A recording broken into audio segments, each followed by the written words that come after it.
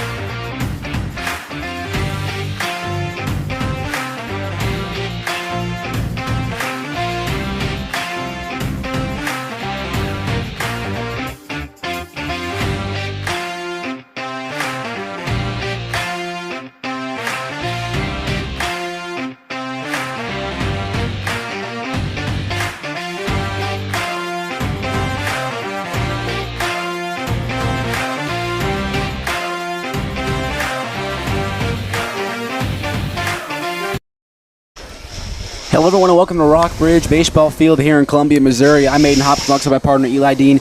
We're in for a good one. It's a Class 6 ranked matchup. It's a 21-3 Rockbridge Bruins versus your 21-3 Nixa Eagles. Rockbridge Bruins number 5 in Class 6, followed by Nixa Eagles in the number 6 slot in those rankings. Rockbridge was on an 18-game win streak coming today, and that was just snapped by COC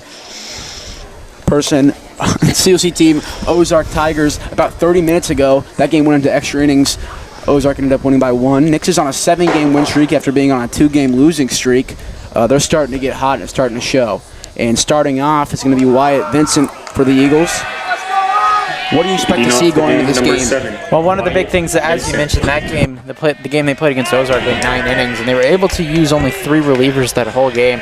So one of the big things is their bullpen wasn't totally gassed, but it probably left them some options here. And Nixa, who had really high contact rates against Carthage, gets another chance to get a team here. Wyatt Vincent, first pitch swinging on pitcher Dan Gray. He's going to run it out to first, but he's going to be out by shortstop. Wyatt Vincent being aggressive like he's always been on that first pitch there. He was pretty successful against Carthage. Now batting number 2. First pitch of his at-bat of the game went out to deep left field. He wasn't able to get that one. Keeps that one in the infield. That brings up Rylan Michelle, the hard-hitting junior. Here's the pitch from Gray. High for ball 1. Rylan Michelle, you've seen him have big hits all year. He's a person in the lineup that if you want to hit, you look at him. He can get the bats going. That pitch to him is also going to be a ball. It's going to be 2-0 count. Yeah, I had a little bit of struggle against Carthage, but he was able to bounce that back in that big explosive 4th inning when they were able to score 9 runs, and then they put 5 in that 5th. So those first couple innings were a little bit tough on these Nixa hitters, but they were able to learn, adapt, and overcome from their starting pitcher. So 2-0 count, 1 out, 3-0 count now. Gray gets set. Strike 1. 3-1 count. Some of the things too, Nixa was able to overcome the past 2 games. They had a little bit of struggle early in these innings, recognizing what the pitcher was going to throw. But then after that, they were really just relying on their instincts as he draws the walk there. Now it'll be a walk, and that'll put a runner on for sophomore Caden Cloud. They had 6 walks against Neosho on the road, and then they were able to bring in a few runs via the walk in that big inning that they had, the 2 innings where they were put up 14 runs combined in those 2 innings. So walks have been a big part of this offense as well. And base running has been a big thing too. Early in that game against Carthage, they had 3 just base running mistakes. All 3 of them resulted in outs, but they were able to clean those up and obviously have big innings like I was mentioning. Caden Cloud, first pitch swings, hits the third baseman. Throws going to be in time, and I think he came off the bag, but they're not going to call it. I thought he was off the bag, to be honest. Yeah, sometimes those plays are kind of tough. As long as you can drag your foot on it, it's somewhat good enough. Nixa doesn't necessarily like the call there, but that'll get through the inning. So top of the first inning, Nixa's score was 0. Heading to the bottom of the first, 0-0 score.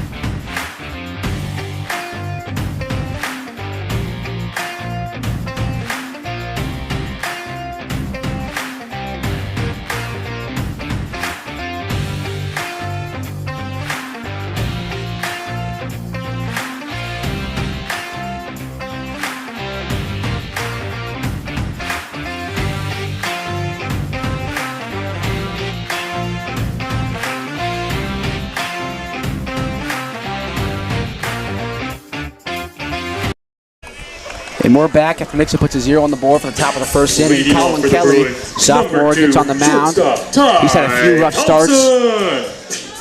His past two have not been his best. Looking to do something different here. First pitch is going to be a ball away, 1-0 count. Ty Thompson at the mound, at the plate, shortstop. That was one of the things that the Eagles struggled with early, was getting strikes on the first pitch. That pitch was swung on, lifted to center field. Wyatt Vincent chasing it down, and he'll get the first out of the inning. And there'll be one down. And that brings up Braden Boatwright. Batting next for your Bruins, number 3, right fielder Braden Boatwright. Lefty walks in. He had a pretty nice game in that first one, was able to bring in a couple runs. Ozark was up 4-0 in that one, then Rockbridge was able to put 2 on the board and got it pretty close, and it was 6-6 for most of that game. That one was close, but called the ball, so it's 2-0 count. Ozark was able to score a run in the 9th inning and then hold on for the win. Was that called ball or strike? I didn't see him making a signal, but the scoreboard says strike. That's a strike. I don't know if it's 2-1 or 1-2. Scoreboard says 1-2. We're going to go there.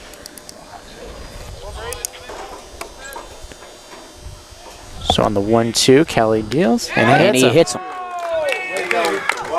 Braden Boatwright will walk to first after a hit by pitch. Now we'll bring up Will Kims. Now batting number 12, center fielder Will Kimes. Will Kimes walks in, runner on first with 1 out. Kelly takes a deep breath before stepping back on the mound. With 1 out. Kelly gets set, gets a sign from Edwards. Here's the pitch.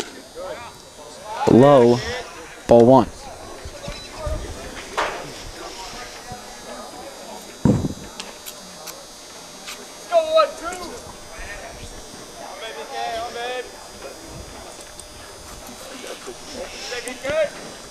Kelly gets set. Here's the pitch. Swung on, lifted foul.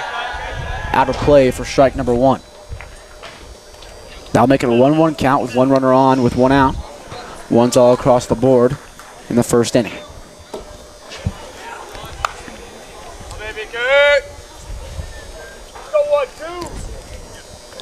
Kelly Glances to first, gets set. Here's the dish to the plate. Low and away, 2-1. What would you say is Colin Kelly's biggest strength on the mound? Obviously, he was able to limit hits in that game where he threw a no-hitter. But beyond that, like you were mentioning earlier, he did struggle in his past couple of starts. So what is something that you think would be able to have him right the ship here? Putting the ball into play. That's his strength. It's not striking out. It's not. He doesn't have the stained scorecard as that one's lifted high to deep right field just like that. If you could put the ball into play, let your defense, this Nixa Eagles defense is really, really good. If you put the ball into play, they will get something done for you. So he's not worried about strikeouts. He's not worried about that scorecard. He's worried about getting the outs. It doesn't matter who it affects. It doesn't matter if it gets good for him or the fielder just behind him. Has that type of Noah Syndergaard look. Syndergaard is a high contact pitcher for the Dodgers. He used to play for the New York Mets. But sometimes those high contact guys get rocked around, so whenever they get rocked around, just trying to, like you're saying, trust your defense. That's really important.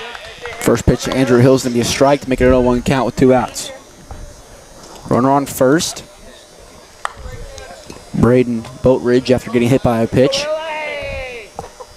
Kelly takes a glance to first. Here's the pitch. Swung on, and Colin Usher is going to catch that one easily, and that will retire the side. Both teams score zeros. Heading to the top of the second, it's 0-0 ballgame.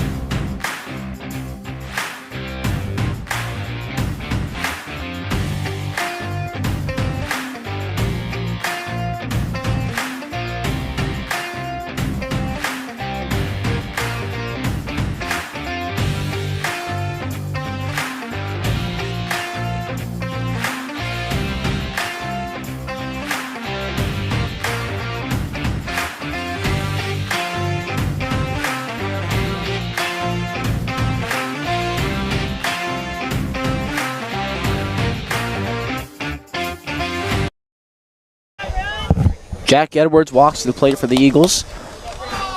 Starting this inning off, top of second inning, 0-0 score. Leading off the inning, number Eagles 17, had Jack Edwards. It's about 3 hour, 15-minute bus drive that turned into about 4 hours after we got stopped by a train. And what town were we in? We were in Lebanon. We had just gotten off the highway on the exit. And as we were going into the exit, we were across to Steak and Shake. If you guys know where that's at in Lebanon, after you get off the exit there. And yeah, like you were saying, there was a train. Didn't have a whole lot on it, but it kept That going was back. swung on, lifted high, deep left field. Center fielder going for it. I'll be a first out of the inning. Sorry, I had to call that one. But No, it's all right. yeah, I was like, why are we so stopped for so long? And then I look up, there's a train, and then it would move back and forth, make you think it was leaving, but then it would come back, and you would sit there for about 45 minutes, 14, and then it was not fun. We'll say Brady Retone called it a few times. He was like, it's going to go back and forth. It's going to stop for a little bit. I felt bad for the couple cars in front of us. They probably had more important things to do today. But as you mentioned, 3 hour and 15-minute bus ride. Rockbridge gets out of school about 500 feet away maybe. And what do you think has that type of impact when you have... That's Grouter, the second baseman. Here's the throw in time for out number 2. What were you saying? When you have that long of a bus ride as opposed to a team that's fresh coming out of school, you know, we left at 11:15 today, but they got their first game out of the way really soon. And not only that, but like you were mentioning, they've played their first game. They've been sitting taking batting practice, fielding ground balls for about 2 hours before we even got to the chance to play. So what kind of impact do you think that has on both teams? I think for a traveling team, if it's such a far drive, I mean, we were lucky that they actually did get to play so long because we got to move around a little bit. But if you're right off the bus going straight into warm-ups, your legs are like not feeling right. You've been sitting for a while, and so it definitely has advantage to the home team. But we also got them; they're tired right now. They just had an extra neat game, so that kind of helps us too. So I think it kind of evens out. But if you're walking straight off the bus right into warm-ups, it definitely benefits the home team more. Tanner Grant at the plate. 2-1 counter for that swinging strike. Say there was a few Nixa hitters today that were sleeping on the bus pretty much all the way through. One of those guys was Ryan Buckner. I slept most of the way. That swung on, making a 2-2 count. Twos are hot. Wait for the dugout to notice, and then, oh, there we go. Yep, there we go. Rubbing the twos on the brim of their hats. 2-2 count, 2 outs, top of the second inning. Twos across the board. Tanner Grant at the plate. Here's the pitch.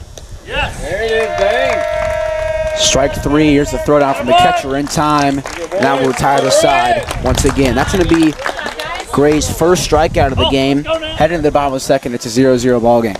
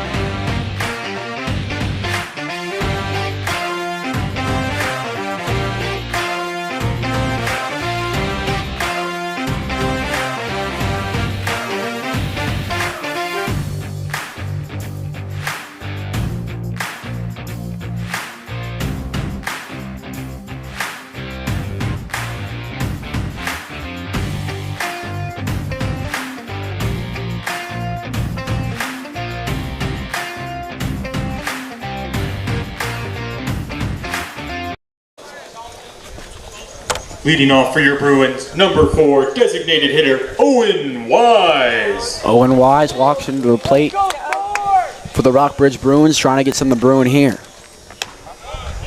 First pitch in is going to be outside to make it a 1-0 count. Colin Kelly on the mound, a sophomore. He's a 5.16 ERA, but don't let that fool you. He's really good pitcher. That's going to get in there for strike number 1. Threw a no-hitter in his second varsity start against a really good Rockhurst team earlier in the year. So it's a 1-1 count, 0 outs. Here's the pitch from Kelly. Outside, ball 2. 2-1 count.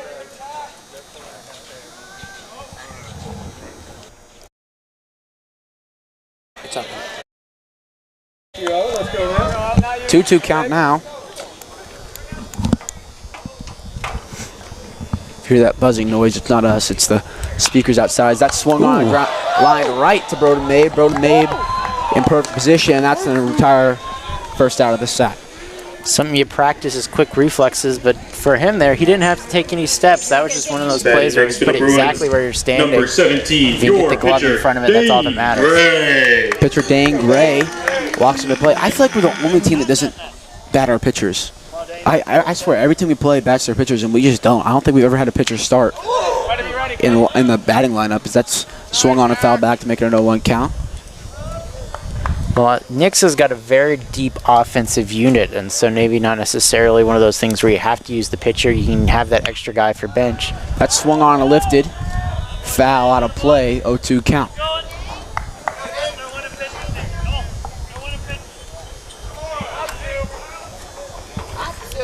That would have been a really unfortunate play had there been runners on base. Yeah. Colin Kelly just missing the ball. It goes underneath his legs there. Goes all the way into shallow center field. Although maybe there would have been a little bit more energy from these outfielders. That pitch is outside for ball number 1. Breeze starting to form here in Columbia. Blowing out towards the outfield fence, so hitter's advantage right now. That pitch is swung on and lifted to center field. Wyatt Vincent getting under it. He'll get out number 2. Wyatt Vincent, Missouri State commit, 117th player in the nation in class 2025. He makes the play there to get the second out. That brings up number 24, your Rockbridge first baseman, Cooper Sieber. Cooper Sieber. He steps in the left-handed batter's box trying to get something going. 2 outs, quick pitch from Kelly, swung on 0-1 count. Nixa pitchers have been really successful with the high tempo. Usually when they've got a high tempo, that means things are rolling. Obviously with 2 outs here early and no runs on the board for either side, that tempo will show later in this game as well. That pitch low for ball 1. So not very happy about that call. 1-1 count, 2 outs. Inside 2-1.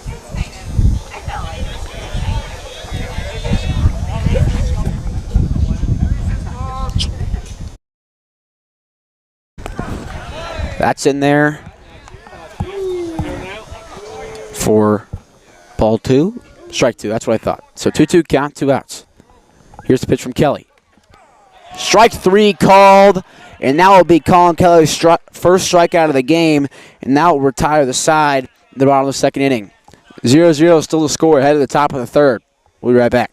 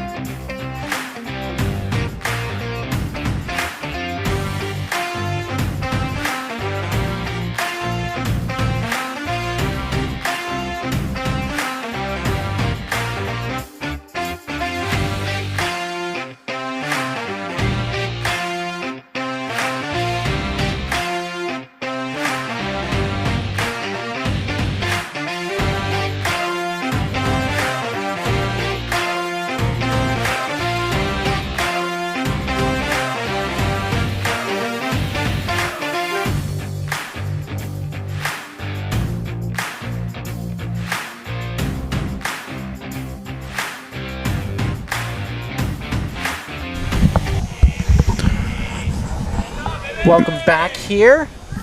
Rockbridge High School, no score Leading through off for 2. Nixa, number 4, Mason Eagleberger. And now it'll be Mason Eagleberger to the plate here to start things off for the Eagles. Gray gets set. Here's the pitch swung on by Eagleberger. Grounded to the second baseman. Here's the throw in time for out number 1. So 1 out. That brings in hard-hitting junior Broden Mabe. Broden Mabe has been outstanding all season. Now batting number 12, Broden Mabe. And Mabe was able to have some really nice success, and pretty much all these Nixa hitters were able to have success in the past 2 games here. That pitch inside for ball 1. But walks are definitely a story in both of those games, and whenever you're able to get ahead of a 1-0 count like that, your chance of increasing your hit probability or your batting average really is helpful. That pitch outside for ball number 2. That was a strike. Strike 1. That was a really late call. They gotta stop doing that. Throwing me off. So 1-1 count, 1 out. Broden Mabe at the plate. Gray looks at his cheat sheet on his arm. Throws a curveball. Strike number 2.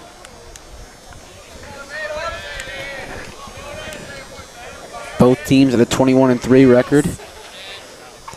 Eagles' loss come from Springfield Catholic, Willard, and Fayetteville. You don't see even records like that very often. Yeah. 2-2 count, 1 out. Sorry. Here's the pitch. Swung on, lifted.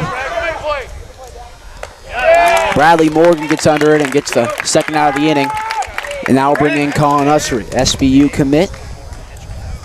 Ussery, the 9-hitter in the lineup. Didn't start in the game against Carthage. It was able to get a few at-bats. Pinch ran a few times here and there. Colin Ussery, like I mentioned, SBU commit. Most people hate the 9-hole. They don't want to be in the 9-hole. They want to be up there. He loves it. Read an article by him. He loves it. He knows his job is to get on base and get positioned where Wyatt Vincent can get some RBIs in. That's his job. He knows what his job is. He likes the 9-hole, and that's why he continues to thrive in it. So he swings, and that falls in front of left fielder. That's going to be the first hit of the game for either team. And like I said, Colin Ussery gets stuff going in the 9-hole. That's an important play, like you were mentioning, with 2 outs in the inning to bring Wyatt Vincent up to the plate. One of the things that next for the Eagles, we'll talk about it as well Wyatt is just Vincent. keeping the train chugging along. It's going to be the 2 outs. Nixa has been able to really have success with 2 outs in an inning, but sometimes hasn't had as much success in other games. Wyatt Vincent grounded out to the shortstop on a first pitch swing his last time up. That pitch to him's going to make it an 0-1 count for a strike on the outside corner. So Colin Ussery at first base, 0-1 count, 2 outs. Gray with the pitch to Vincent. Outside, ball 1.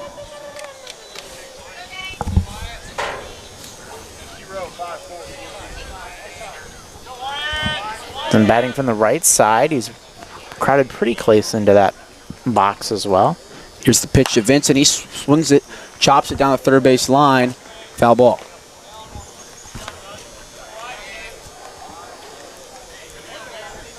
So 1-2 count, 2 outs. I'm really sorry about everyone at home. You have to hear that horrible noise from the speakers here, but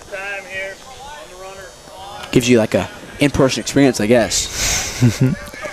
So 1-2 count, 2 outs, runner on first. Here's the pitch to Vincent. Swung on to right field. Right fielder will get there, make the out. That's Braden Boatridge. So Nixa leaves 1 stranded. That's their first base runner of the That's the second base runner of the day. They leave him stranded at first base. Heading to the bottom of the 3rd inning, it's 0-0.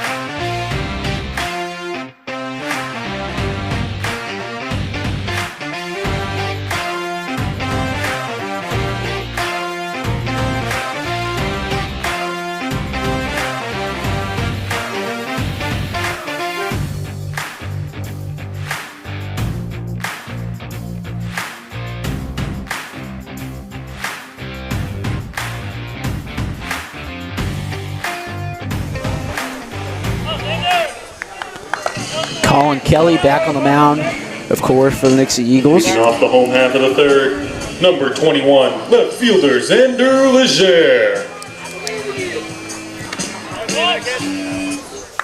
Xander Leger walks to the plate. The left fielder. That pitch to him's going to be outside, making a 1-0 count. Man, it's getting cold. Not cold, chilly, I should say. So 2-1-0 count. 1-1 count. Has he thrown 3 pitches? I believe so. I believe it's a 2-1 count now. Did we miss it? I think you did, but that's all right. 2-1 count. Helmet's foul back, make it a 2-2. Concession stands workers don't think they got to watch out sometimes with that one right over their booth. That's the karma for not having a table. Is that swung on or lifted? Tanner Grant getting under it. Makes the catch for out number 1. Like I said, Colin Kelly is a really good pitcher when it gets to putting the ball into play. And putting the ball into play is way better than probably better next for your than a Bruins, pitcher number that 13, strikes out all the time, because that second pitch count goes up, baseman, up, up, and up, and up. But when you have a pitcher that puts the ball in play all the times, keeps the pitch count low, makes it really easier for your bullpen throughout big weekends like this when you have 3 games. Yeah, especially, you know, like you were saying, the 3-game weekend. You doubleheader tomorrow, 1 game tonight. You need to keep those arms up and ready. But we've also seen games where, you know, in terms of bullpen, we've seen Riley and Michelle pitch on back-to-back days before plenty of times this year. We've seen it kind of move around a lot, so it hasn't been a huge issue. But clearly, like you were saying, if you can get Colin Kelly to go 6+ here tonight, that would sure be helpful. So 1-2 count, 1 out. Here's the pitch from Kelly. 2-2. Just underneath that corner of the plate. That one outside, 3-2. So 3-2 count, 1 out. Here's the pitch from Kelly. Swung on, foul back. Ooh, looks like And Snow stays alive. Brady Davidson of Rockbridge, number 25, nearly fell over in the dugout trying to get that one. That one swung on and grounded to Caden Cloud. Here's the throw in time for out number 2. Like I said, Nick's defense behind the pitchers is outstanding. And if someone isn't doing well on the field, we got 5 other guys that can do just as well or even better on that bench as well. So this Nixa team has so much depth. That's the pride of the Eagles. And we stopped here at Rockbridge before we got off the bus. Hughes looks at the team and goes, we made this drive to prove a point. Prove why Nixa baseball is one of the best programs in the state of Missouri. So go out there and prove that. And this is a great opportunity to do that here. Ty Thompson, the sophomore, already before he played a game last year, committed to Tennessee. So this is a premier hitter at the plate for Rockbridge right now against Colin Kelly, and he's currently got him on a 1-1 count here. 1-2 count. 1-2 count, 2 outs, yeah.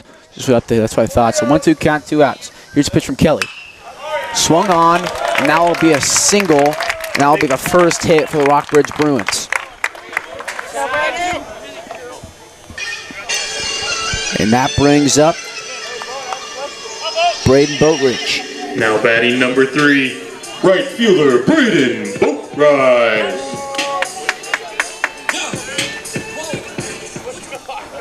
All right, trying to keep this train moving. He bats from the left side of that plate.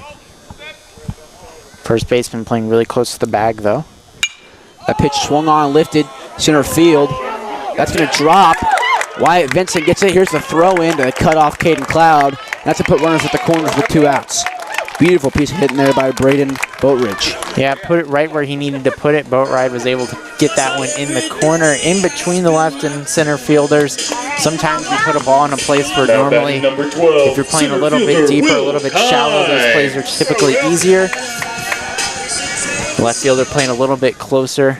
Wyatt had to run quite a long ways in center field and just dropped right in front of him. So Will Kimes at the plate, runners at the corners.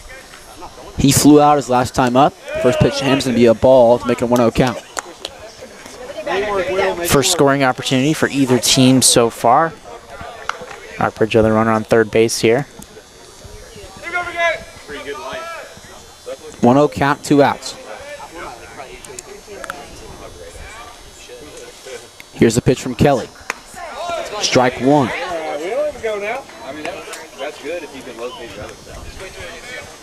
So you're mentioning Kelly, a pretty high contact hitter. We've kind of seen that so far in this inning. Both runners on base via the base hit. So 1-1 count, 2 outs. Sorry. Kelly gets set. Here's the pitch. In there for strike number 2.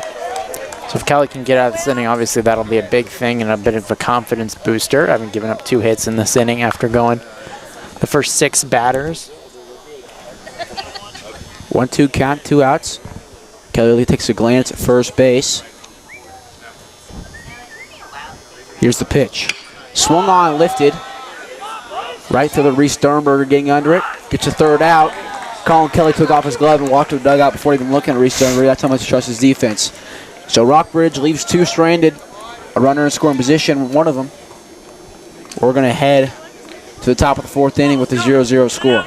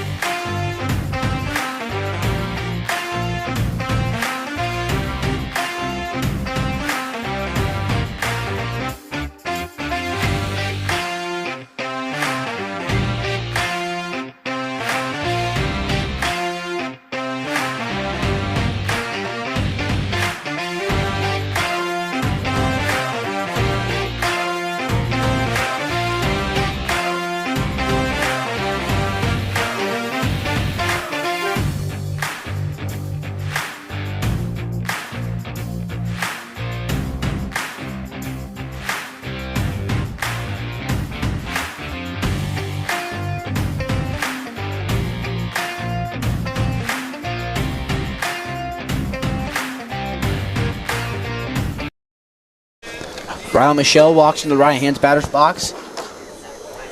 He got walked his last time up. First pitch to him this time is going to be a ball low. Make it a 1-0 count. Nixa 0 runs on 1 hit. Rockbridge 0 runs on 2 hits. It's going to be a pitching battle here, it seems like. As that one swung on and grounded to the third baseman. Diving play. Here's a throw in time. Beautiful, beautiful play there by Andrew Hill to get the first out at the top of 4th inning. Even though that shortstop was backing him up, he didn't need him there as he makes a nice little diving play and is able to get the runner out pretty quickly. There. That brings Caden Cloud up.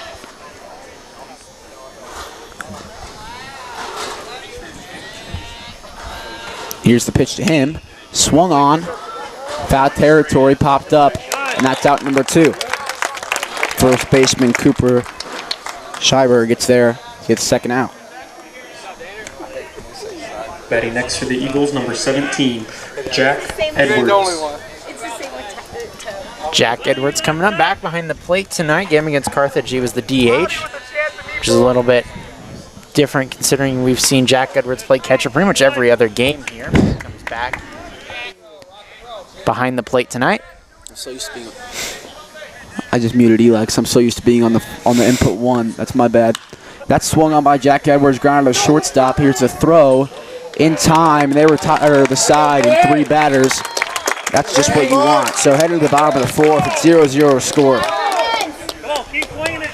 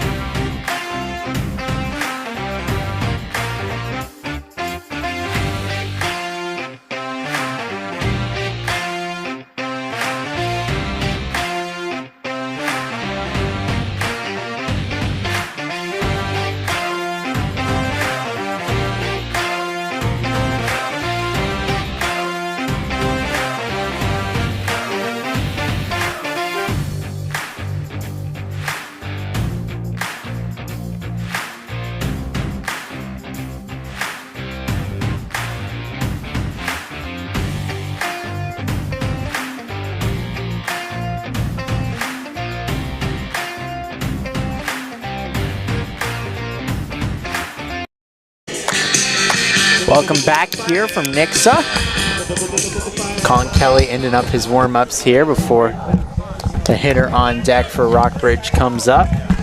One of the things to mention It was just in between those warm-up pitches. Colin Kelly was pretty wild on some of those. Now batting number So 11, obviously, Andrew for Rockbridge, they're going to Hill. see that and try to not maybe swing as many pitches here. Andrew Hill, the plate. He lined out straight to Broden Mabes last time up. First pitch to him from Colin Kelly. To be a strike, 0-1 count. Here's the pitch from Kelly. A little quick tempo here. 1-1. Yeah, he's been kind of all over the place with that tempo. We've seen a lot more balls surprisingly hit for the right field side. Reese Sternberger's been pretty active today. That swung on, lifted, deep left field. Vincent and Michelle coming in. That's going to be caught by the Missouri State commit, Wyatt Vincent. Some nice little play there. Times that right. We've seen some Batting moments next out for in your center field Bruins, where number Vincent 4, just off designated the hitter, ball, off Owen the hit. Wise. And off the bat, hasn't really gotten a great jump on it, but he's able to get one there and then make that play a lot easier for himself. Owen Whip. Wise, not Whip. My handwriting's so bad. I don't know what. Owen Wise walks to the right-hand batter's box. Curveball to him. 0-1. 1-0 count here. He's, like we were mentioning, some of these Rockbridge hitters play really crowded in on that plate, so when you're trying to throw the ball outside, as he does there, it looks a lot more like a ball in those types of instances as the scoreboard goes out there for a second, but it's 2-0 count. Here's the pitch from Kelly. Outside 3-0. At this point, you're just daring Kelly to throw a strike. As I mentioned, was a little bit wild in his warm-ups, but he was able to get the first batter out fairly with ease. That pitch in there for strike one, 3-1 count.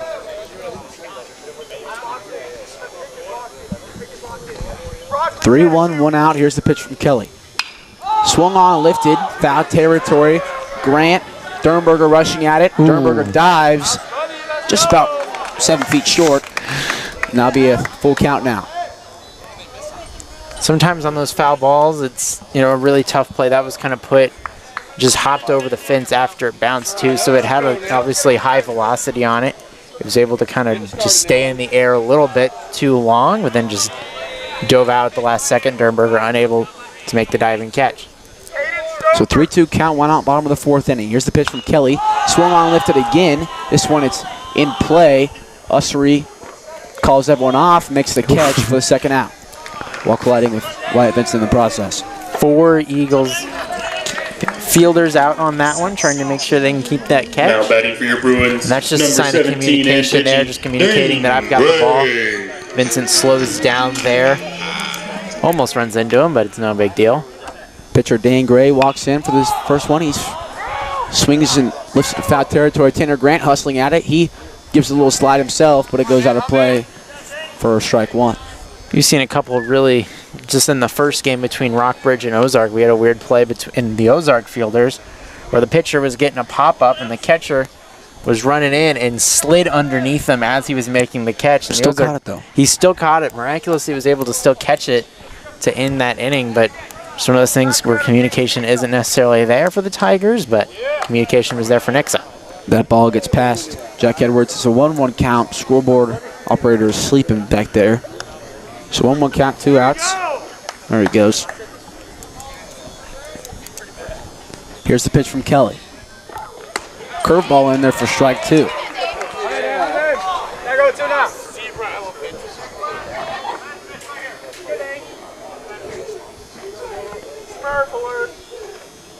That one swung on, lifted.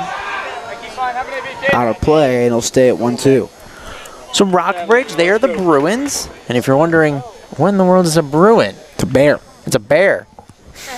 And the bear, it's more of a Dutch, it's Dutch for brown. That swung on, lifted to right field. Reese Sternberger getting under it. He gets under it. Speaking of Reese Sternberger, he's going to lead off for the Eagles heading to the top of the 5th inning, followed by Tanner Grant and Mason Eagleberger. Bruins versus Eagles. This is a good Class 6 matchup. 0-0 heading to the top 5th. We're right back.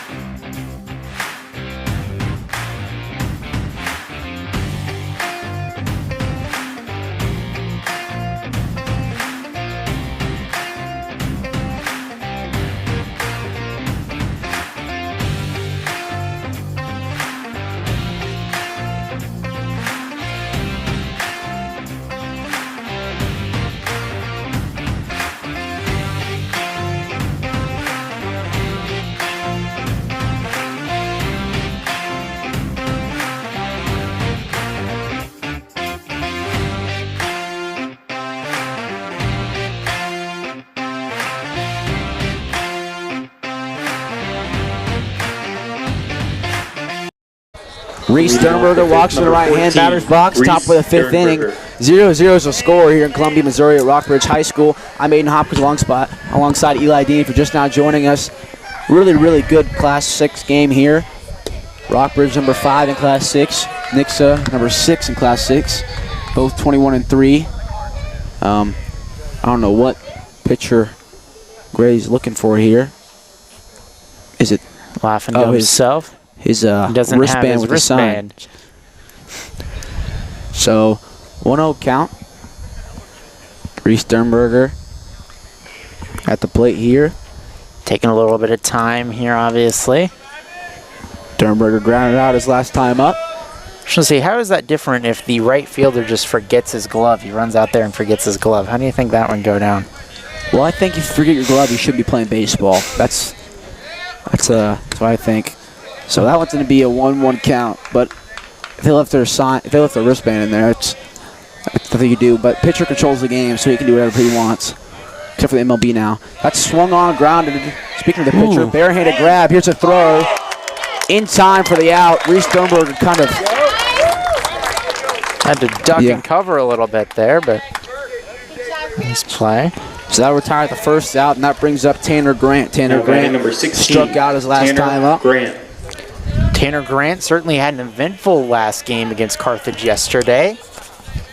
He was hit by a pitch to start his day, and then blasted one out of the ballpark for a 3-run blast when Nixa was up 1-0, and that really just opened the floodgates to that 13-hitter inning they had with 9 runs in that 4th inning. So 1-0 count, 1 out. Here's the pitch to Grant. Swung on, lifted, shallow left field. Here comes the shortstop. He makes the catch. That's Ty Thompson, retires the second out. And now that brings in Mason Eagleberger. He grounded out his last time up as well. Batting next, number He lead 4, it off the 3rd Mason inning. Eagleberger. Mason getting some support there from some fans out here. 2 outs. There's a lot more Nixa parents than I thought there would be, to be honest. That's swung on and foul back. And I go 1. Great play there by Colin Usry in the dugout. Playing it off the screen. If we're playing banana ball, that'd be an out. So 0-1 count, 2 outs. Mason Eagleberger at the plate. He's also an SBU commit with Colin Usry. Changeup swung on for strike 2. Banana ball made famous by the Savannah Bananas. They're a collegiate baseball team based in Savannah, Georgia. And they have lots of fun out there. That one's in there for strike number 3. Strike 3 looking. And that's going to be Gray's second strikeout of the day. Nixa only has 1 hit, right? Yes, that was coming from Colin Usry in the 9-hole. So heading to the bottom of the 5th. 0-0 still.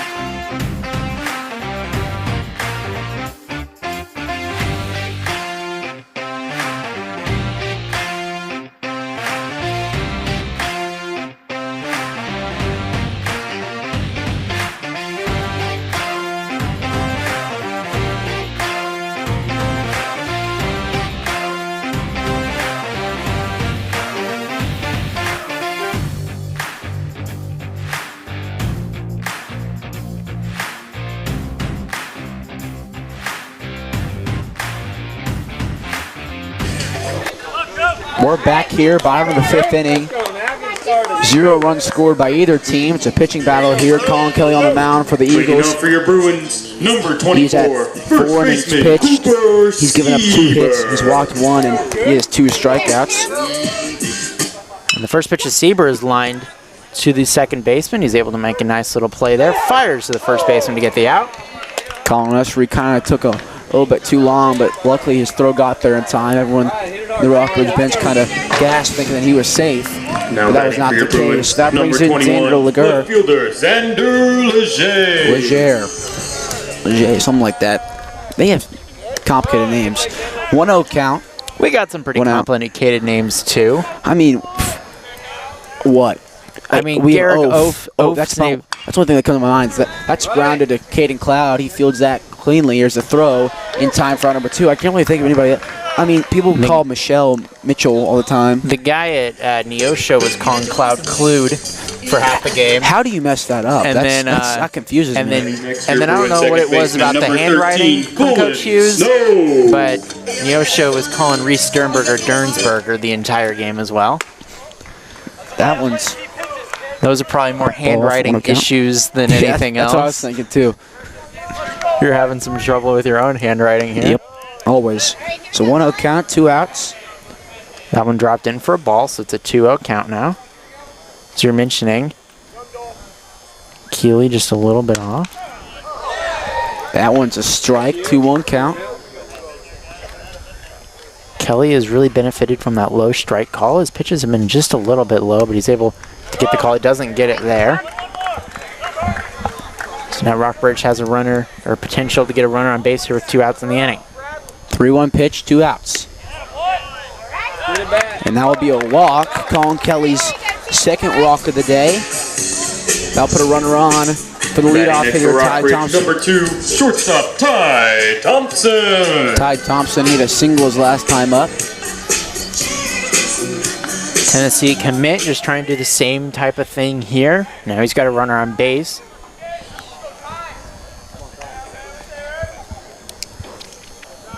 Keeley's probably got to be more concerned about this hitter at the plate than he is that runner on first base.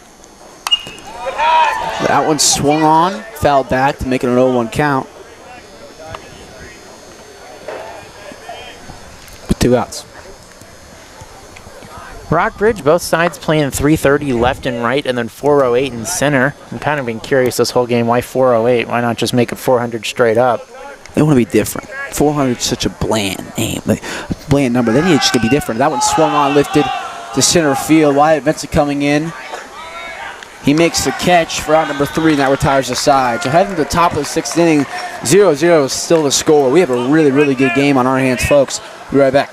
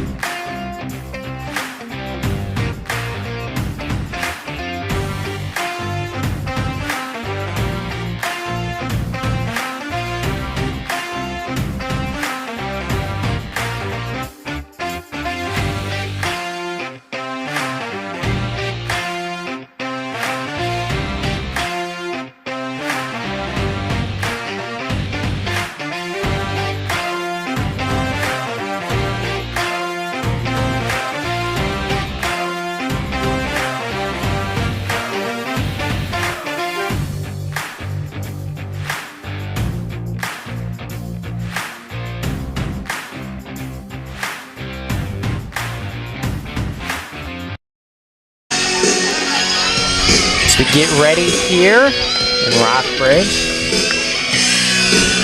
Moving guys around and trying to get it out. We talk about, it's a 0-0 game. Rockbridge was able to score a lot of runs earlier in some of their ball games.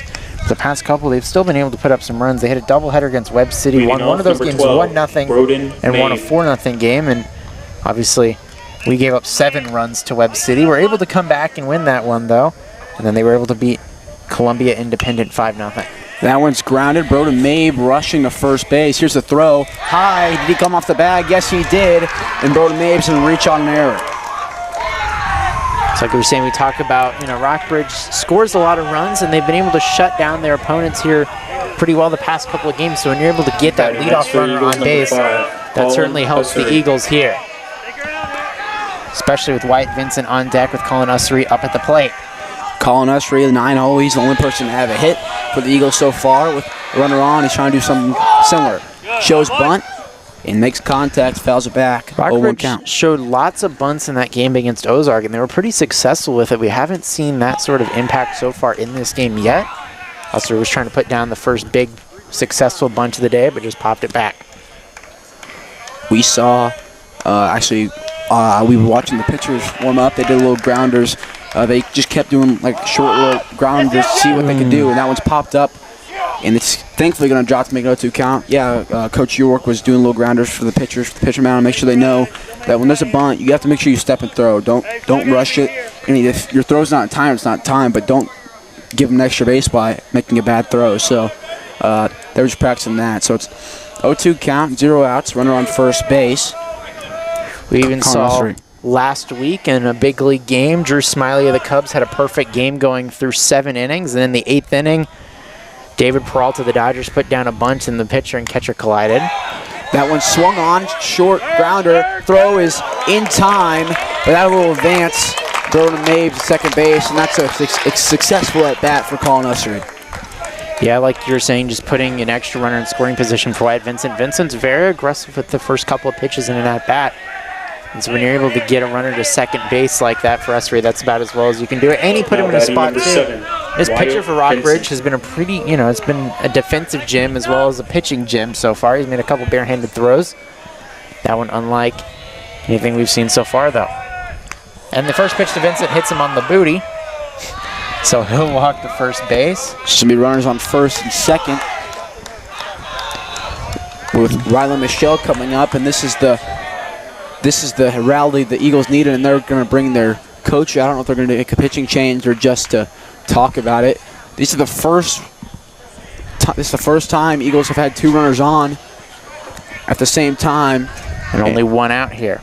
So that's going to be something big here, especially with Rylan Michelle coming up to the plate. That'll be one of the big things here, is just trying to keep the runners contained. Looks like Coach Hughes kind of telling some runners here and some hitters just trying to see what he recognizes out of this pitcher. It was kind of just a random pitch. He had really solid control throughout that bat, throughout this game so far, rather. And now batting number 2, threw it a little bit off. So the pitching mound visit's going to be over. Now bringing Rylan Michelle with 1 out and 2 runners on. Ozark scored a lot of runs early against Rockbridge, but Nixa obviously not having put much on the board here, so tale of 2 games so far for Rockbridge, trying to come back in 1 and just keep themselves contained in another. First pitch to Michelle is outside for ball 1. Nixa dugout starting to come to life, make some noise here. Broden Mabe at second, one of the fast guys on the team, I'd say. He's the perfect guy to have in scoring position when you need a run here. These infielders are playing really shallow too, so they are playing as if they'd get one out as he calls time. Time call by Rylan. But like you're saying, in the box there. A single, like a base hit in the outfield, might not score the runner just based off the fact that these outfielders are playing really shallow on all ends. Here's the pitch. Swung on, lifted. Right field, this is going to drop. It will. That's going to drop. Broden May rounding third. Wyatt Vincent really close behind him. He's rounding third. And that's going to be a 2 RBI triple for Rylan Michelle. The Nixa dugout is going crazy. They scored 2. Rylan Michelle kind of takes a quick nap on third base after hustling around. And great job there. They're going to make sure. Look like they're going to make sure if he touched third base or not. And they can't do anything about that. If they would have saw it, they would have called it. So going out to talk to him is going to do nothing about it. Rylan Michelle. And they're going to call one of them out. What? Yeah, there you go. How? Why didn't you call it?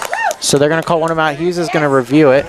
That makes no sense. Why wouldn't you call it when it happened? Why are you going to wait for someone to come out and talk to you before you make the call? Well, this is the type of situations where if you got to confirm. They did that earlier in the first game where they just confirmed that they had the runner in second. Hughes is going to talk to him. We don't know if both runners or at least one of them or just anything in this situation. Runner's still at third base, I would assume, and they're going to talk about. And now he's pointing to second base, so more of the concern is at second base here. And now they're just going to confirm it out. And, if he didn't touch, obviously, Runners on. Not sure how many runs are going to score here. That makes 0 sense. If you're going to call it when it happens. Don't wait for someone to come out there and talk to you. Well, one of the tough things is, and now he's telling him to calm down. You can't wait to call it. Call it when you see it. In those types of instances, you can wait. So in that instance, the runner score, you don't have time for an umpire. An umpire isn't responsible for saying, hey, you did that. So Nixa scores 1 run there. Rockbridge crowd giving Coach Hughes sarcastic claps, and Coach Hughes' team is on the lead right now, so he's up 1-0, and they're not. 1-0 count, 2 outs. Caden Cloud at the plate. He's in the right-hand battle box, 2 outs. Riley Michelle at third base. Nixa still leads 1-0. So it looked like more of the concern was that, based off the umpires, is that he didn't touch second base when he was rounding, and it's just kind of a replay. But yeah, an umpire isn't responsible for those types of plays. As a hitter, you got to know in that instance. But obviously, when you're running the bags and doing that, skipping a base, we've seen an instance like that a couple years ago in a Pittsburgh Pirates game. Brian Hayes hit a home run but didn't touch first base, and even the ball was in the outfield, they were still out on the field. He was called out. So those instances do happen sometimes. Obviously, in a big situation like this, that's not really necessarily what you want to see. But yeah, that process was about, in terms of if he missed the bag, that's about how that would have normally gone. 3-1 count. Rockbridge fans don't like that one, as you could hear. So 3-1 count, 2 outs, runner on third. Nixa leads 1-0 after an RBI triple from Riley Michelle. Here's the pitch to Cloud. In there for strike 2. So it's a full count with 2 outs. Gray is still on the mound for the Bruins here at the top of the 6th inning.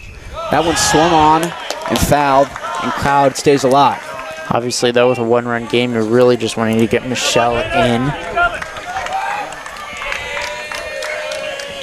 Okay, so if Cloud pops out here, flies out here, say he does, that changes the whole game. So that would have scored Riley Michelle in the second hour. That's swung on and line straight to the third baseman. He gets the out. So that will retire the side off a controversial triple from Riley Michelle. And Nixa puts 1 on the board. And it's a 1-0 lead heading to the bottom of the 6th.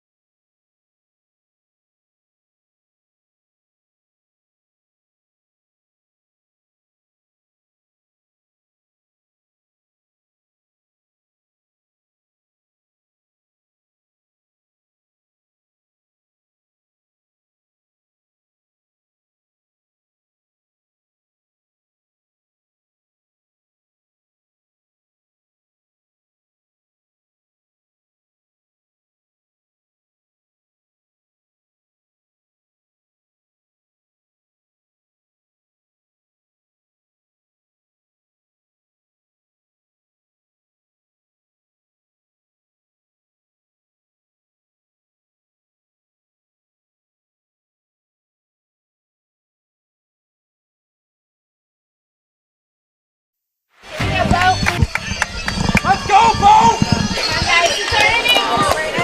Colin Kelly still on the mound here for Nixa. He's got a 1-0 lead here in the bottom of the 6th inning. Braden Boatrod at the plate. 1-0 count to him after that first pitch in from Kelly was a strike. Colin Kelly, 5 innings pitched right now. Looks to be 2 hits given up so far.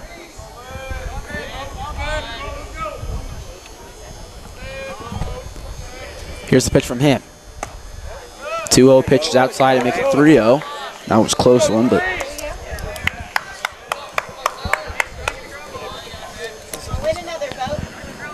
so 3-0 count, 0 outs. Here's the pitch from Kelly. In there for ball 4, and that's going to be a leadoff walk. That's going to be Colin Kelly's 3rd walk of the game. Now what batting you for want your to see Bruins, there. number 12, center Especially fielder with it being a Will one-run game. Himes. Just a situation where you're just trying to limit base runners. Like you're saying, Kelly's a high contact pitcher, and what we know about him throughout this season. So when he's able to get a runner on base with a walk like that, it's uncharacteristic, and it doesn't allow for much freedom either for him. As they show bunt, they put a pretty good one down. Kelly's able to fire it to get the out. Gets the out. That's what they practiced before the game. It's like, just make sure you get the easy out. Make the simple throw. We saw this earlier.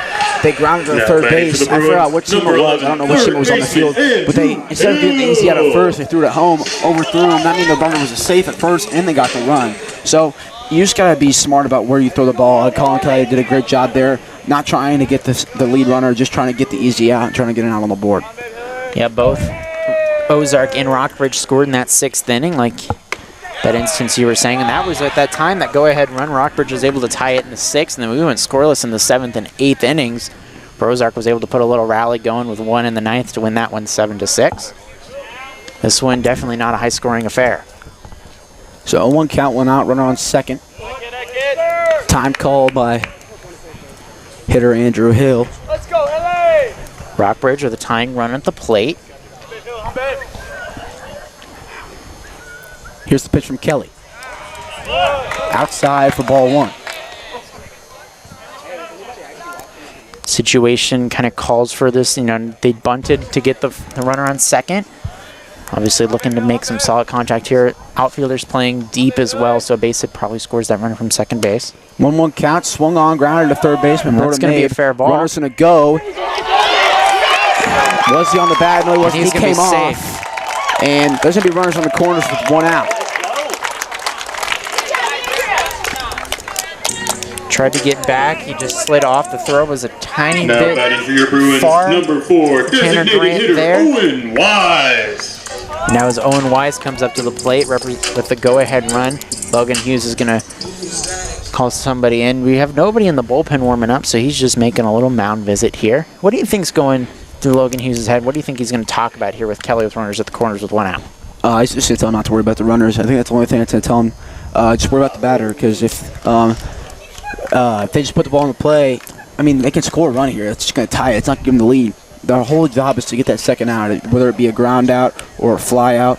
I mean, we can give up the run. It will tie it, we know, but it's better than focusing on the runners, making a stupid pickoff attempt, and then giving them the run with also still leaving it out on the board. So he's just going to tell them to keep doing what he's doing, keep throwing it in the zone, I think. Something here you might also look at, you know, this as we talk about Rockbridge, the 5th ranked team in Class 6, Nixa at number 6 for Class 6, like we were mentioning. So 5 and 6 in the class. Home plate number is going to come out and make sure everything's all right. But just one of the things here is, you know, we talk about it. This is going to be a low-scoring affair. This is going to be a really close game. Colin Kelly's done a real good job here at limiting runners. Rockbridge had the first runner at third base, but stranded that runner way back, I believe, in the 3rd inning. But now here a couple innings later, they've got another chance here. And as you're mentioning, tying runner at third base, go ahead and run at first. The double play does in this inning, so the shortstop and second baseman playing in double play depth. 5-hole Owen Wise at the plate. That first pitch is swung on and fouled back to make it an 0-1 count. If you're just not joining us, we're at Rockbridge High School in Columbia, Missouri. I'm Aiden Hopkins alongside my partner Eli Dean. It's a really, really good game going on. Class 6 matchup. This pitch from Kelly's going to be swung on, foul back to make it 0-2. And that's not something we've seen quite a lot, putting him in an 0-2 count. Kelly's been able to get contact within the first 3 pitches of an at-bat and just see some pitches off. But he's also been kind of wild with his pitches, and Rockbridge has kind of been daring him to swing it, daring him to throw a pitch in the strike zone. But he's got Wise on an 0-2 count here. Low for ball 1. Did he go? He did not go. 1-2 count, 1 out. Rockbridge kind of laughing around. Kelly shakes yes to a sign from Edwards. Looks at first. Gets set. Here's dish to the plate. Lifted high. Center field wide. Bets it going back. Makes the catch. Runner's going to tag. And that's going to score the run, tying run. That's exactly like I said. I said it's okay. He scored. But Rockbridge Nixa puts believes a little bit of life back in them here. Now this game's tied. Nixa believes he left third early. Mid tags third. Umpire makes the Batting next safe. for your Bruins, number 17. So it's going to be a 1-1 game now. Ray. And I thought that ball was gone. That was really, really scary. Great job there by Vincent to track it down and get the out. So Especially 2 outs. in these lights. Yeah, 2 outs, runner at first. Here's the pitch from Kelly.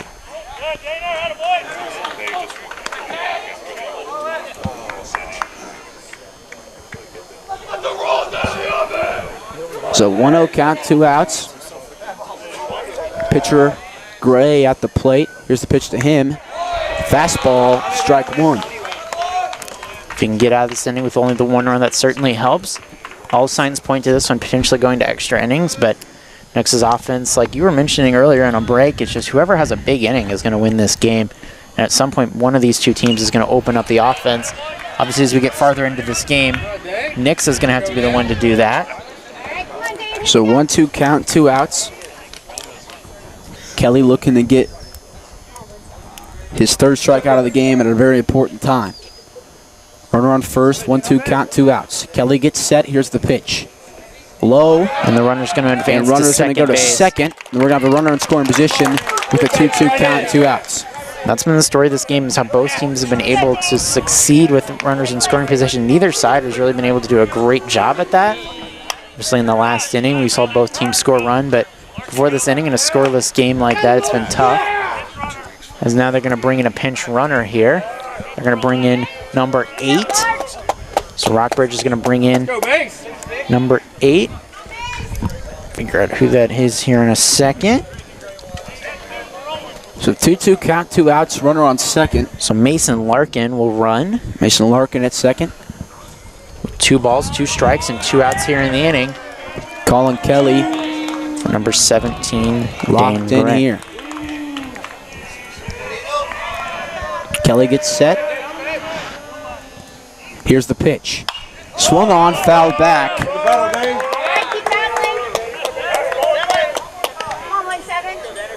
And Wise stays alive. Gray stays alive. That's what I meant. Not Wise. Gray stays alive. 2-2 count, 2 outs. Runner on second.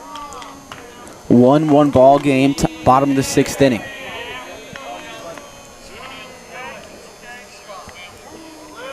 Here's the pitch from Kelly. Strike 3 called. Colin Kelly gets his 3rd strikeout of the game at a very needed time.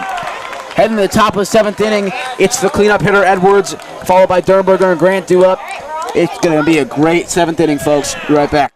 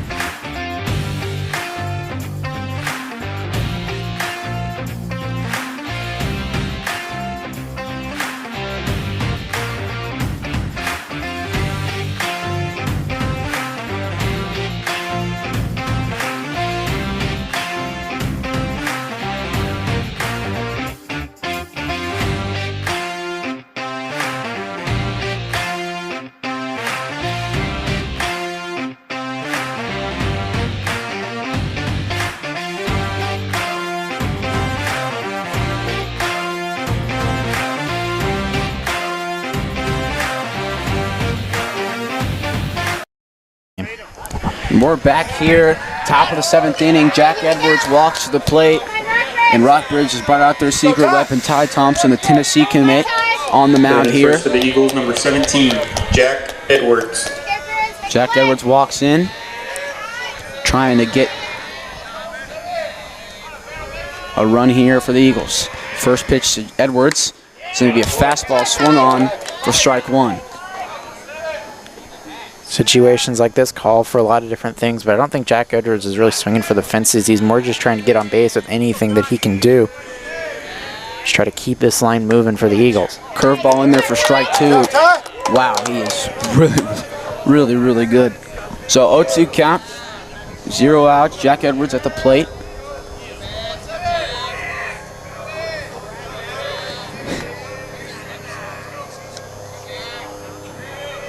Takes a really long time before this 0-2 finally gets ready for it. That one swung on and fouled off. Edwards stays alive. But that was quite a long time for him. Umpire now walking up to him to just hand him the ball. And now Hughes has the ball. We got a couple helicopters. Either it's a newscopter or something else. We saw quite a lot of those on the highway into town. So 0-2 count. Edwards at the plate. Ty Thompson on the mound.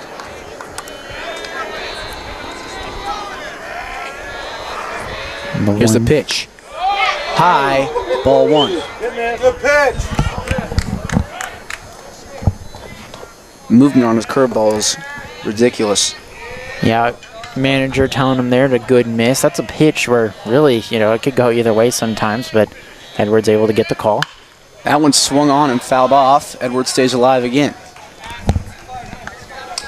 And that's going to be the ability here, obviously, assuming, I would imagine that Colin Kelly probably isn't pitching this 7th inning just based off what, what we know about him as a high-contact pitcher.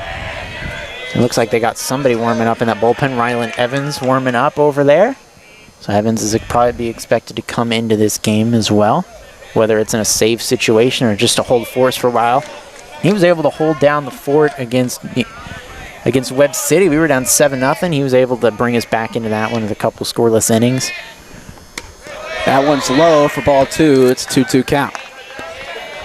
Jack Edwards fighting back into this count. Started his count 0-2. We haven't seen a whole lot of strikeouts or just 0-2 situations from either side today. Edwards in one here, trying to dig out of that hole. 2-2 count. Here's the pitch. Swung on, strike 3. Ty Thompson gets his first strikeout. Now we'll bring in Reese Sternberger. Sternberger, 2 groundouts on the day. Reese Sternberger. He walks in with 1 out here and nobody on.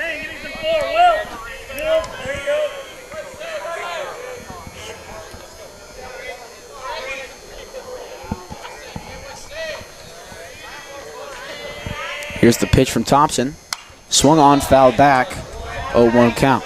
Something to keep in mind, just Rockbridge, the Bruins, their history, they've gone since 2009 with at least 17 wins. So they are a really well-established program within the state of Missouri. And in Class 6, they moved up to Class 6 after a couple years in Class 5. They won the 2014 state championship in Class 5. Time call by Reese Sternberger. Now we're going to have a little mound visit between the catcher and Ty Thompson, the pitcher.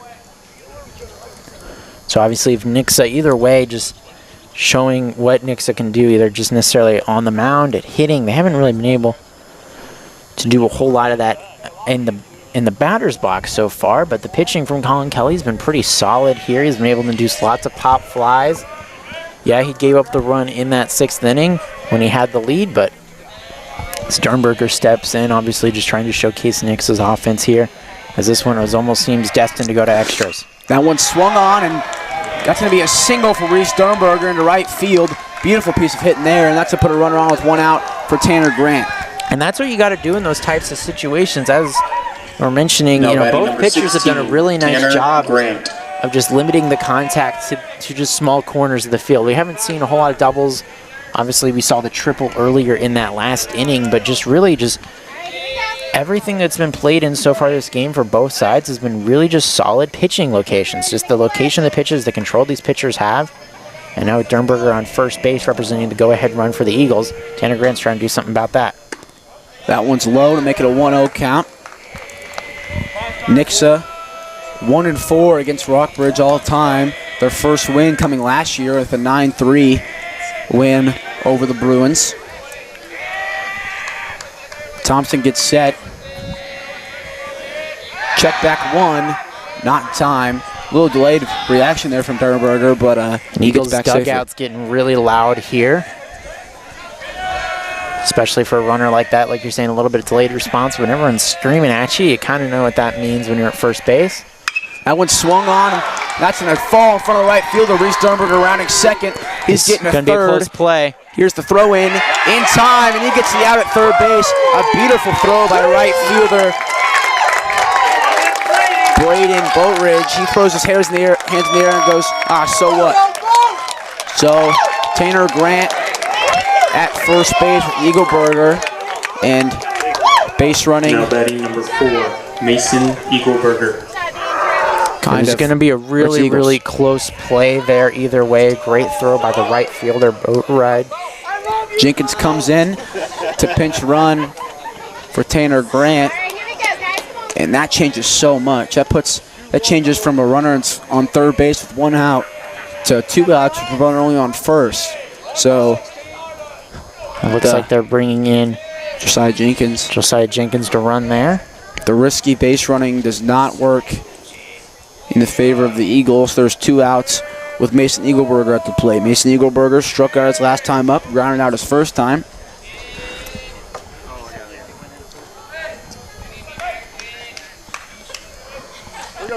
So he walks in the right-hand batter's box, looking to get something going here.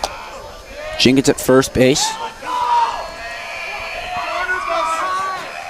Here's the pitch. And it hit him. Mason Eagleburger. Mason Eagleburger gives a little bat flip, and Bruins don't like that one. It's the same thing as the right fielder throwing his hands up and showboating, so I don't see what the argument is here. Kind of just like a 1-for-1 thing here. Number 12. And now Kinda we're going to have hypocritical. a manager's visit here, the first of the innings so far. So Tennessee commit Ty Thompson strikes out. Jack Edwards starts off the inning, then he gives up a single, and then gives up another single, but that was thrown out from right field, so that brings it to 2 outs. Runner on first, then hits Mason Eagleburger, puts a runner on first and second. That's going to bring in Parker Mann to pinch run at first base. So loading up the base pass with really, really fast players. And speaking of fast players, Broden May walks into the right batter box. He reached on errors last time up. He's trying to score Josiah Jenkins from second base. So 2 outs. Broden Mabe at the plate. Ty Thompson still on the mound. He came in to relieve for Dane Gray. Dane Gray had a really, really, really good day. Both fan bases getting at it here. Both sides just trying to get loud here in a really tough 7th inning with 2 outs. Ty Thompson checking his card once again before he throws the first pitch here. Runners on first and second, 2 outs. Broden Mabe at the plate. First pitch to him, ball high, and Eagles dugout gives some noise in return. So 1-0 count, 2 outs. So you're mentioning both these teams 21-3 on the year, so losses are definitely not welcome between these two sides. Strike in there, 1-1 count. It'd be tough for Rockbridge to lose half their games in one day. They're just trying to avoid that here. Eagles trying to make it happen. 2 outs, 1-1 count. Broden May about to play it like I mentioned. Runners on first and second. Thompson gets the sign from Morgan. He gets set. Here's the pitch. Did he go? And they're going to say he went. Strike 2. So 1-2 count, 2 outs. Hughes pointing at his head, telling him to make smart choices, smart decisions here. You put speedy runners on base for a reason, because you're wanting to get a hit to try to test these runners. On a 1-2 count, he's trying to do that here. Here's the pitch. Low, 2-2 count, 2 outs, and 2s are hot. 2s are hot. is yelled from the Eagles dugout as they start to rub the twos on the bill of their hats. Broden Maeve at the plate. 2 balls, 2 strikes, 2 outs. Top of the 7th inning here at Rockbridge High School in Columbia, Missouri. 2 on, here's the pitch. Low, ball 3. Third base is open. And now they're going to tell third baseman over there telling the infielders to play a little bit deeper before this 3-2 pitch here with 2 outs in the 7th inning and a 1-1 ball game. 3-2 count, 2 outs. Runners on first and second. Here's the pitch. Strike 3 called. Hughes comes out. Now Hughes he is livid. He is screaming, not happy. And now he's pointing at home plate umpires. and now umpire telling him to come over. Tell him to come over and talk to him. And Hughes does not like that.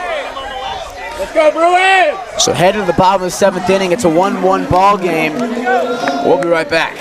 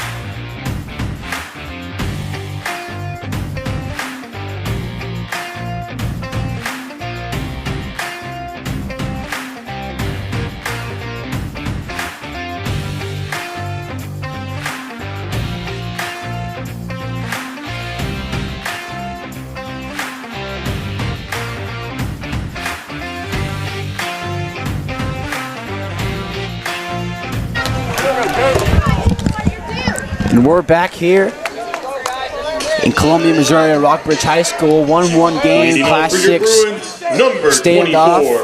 Nixa Eagles versus the Rockbridge Bruins, both 21-3 entering this game. Rylan Evans takes the mound. He's been the main reliever throughout the year. Here's the pitch. Fastball in there for ball number 1. Rockbridge trying to avoid playing back-to-back extra inning ball games today. Pitch from Evans. Swung on, foul back over our heads. 0-1 count. And into the little forest we got behind us. They got a little park. Someone will surely come running over here behind us and grab that one, but nevertheless, it's a 1-1 count. Rylan Evans is just in charge of shutting this game and keeping this game going to the 8th inning. That pitch not in the strike zone, so it'll be 2-1 count.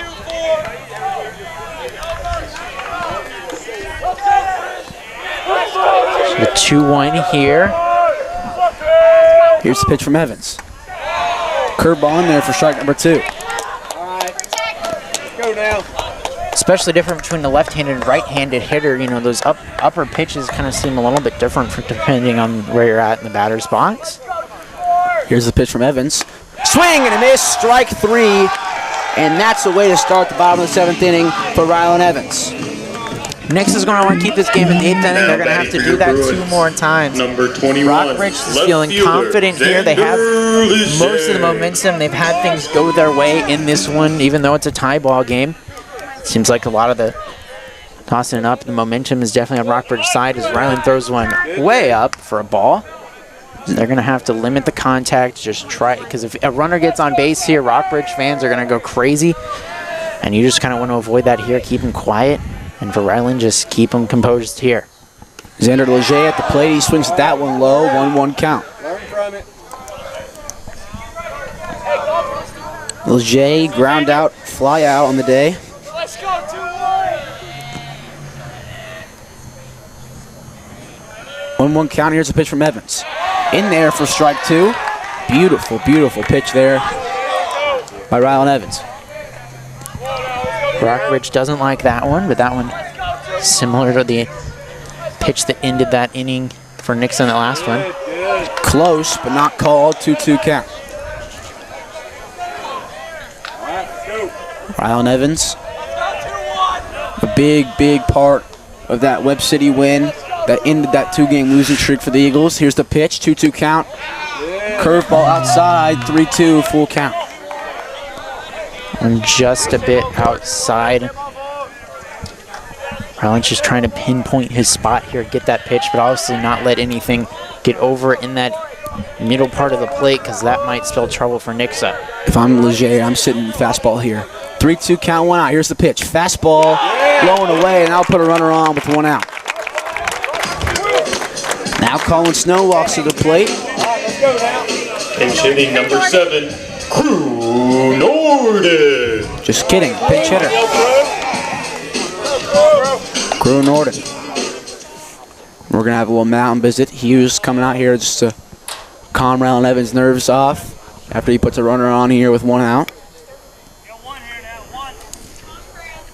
Keep being aware that a double play it does in this inning. And that'll be something to keep in mind as well throughout this one. So 1 out, runner on first. Hughes talking over with reliever Rylan Evans. The main closer situation has differed all year. It started off with Brayton Tangora. He did well. Then he started to struggle. Then we threw in Rylan Evans in there, and he's been lights out since. He's been doing really well. And so Tangora still makes a lot of appearances, but Rylan Evans is the guy that Coach Hughes turns to most of the time. Yeah, and something to keep in mind here too, Ty Thompson on deck, the Tennessee commit that's created trouble all day for Nixa, both on the mound and in the batter's box. So probably a 2-for-1 there, telling him, hey, here's what you attack these next 2 hitters with if it gets to that point for Rylan Evans. Here's the pitch to the pinch hitter, low and away for ball 1. Both sides getting electric now. Nixa just trying to keep Rylan Evans confident here, but obviously in a non-neutral site here, Rockbridge trying to keep their fans awake and alive. Here's the pitch, low and away, 2-0.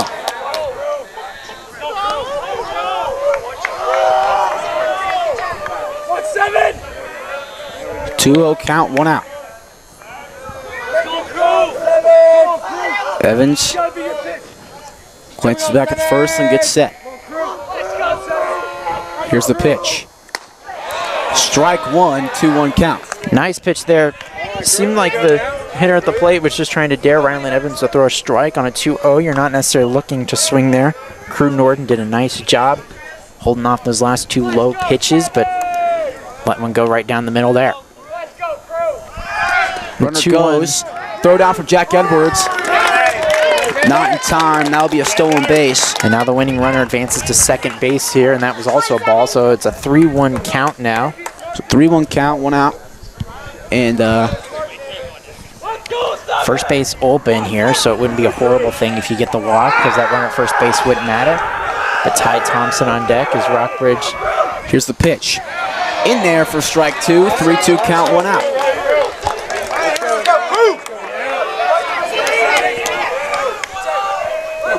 Three, 2, 1 out. Runner in scoring position. That's also the winning run. Sitting at second base. Evans gets set. Here's the pitch. Curveball high. There's runners on first and second with Ty Thompson walking to the plate. Now batting for your Bruins, number 2, shortstop, Ty Thompson.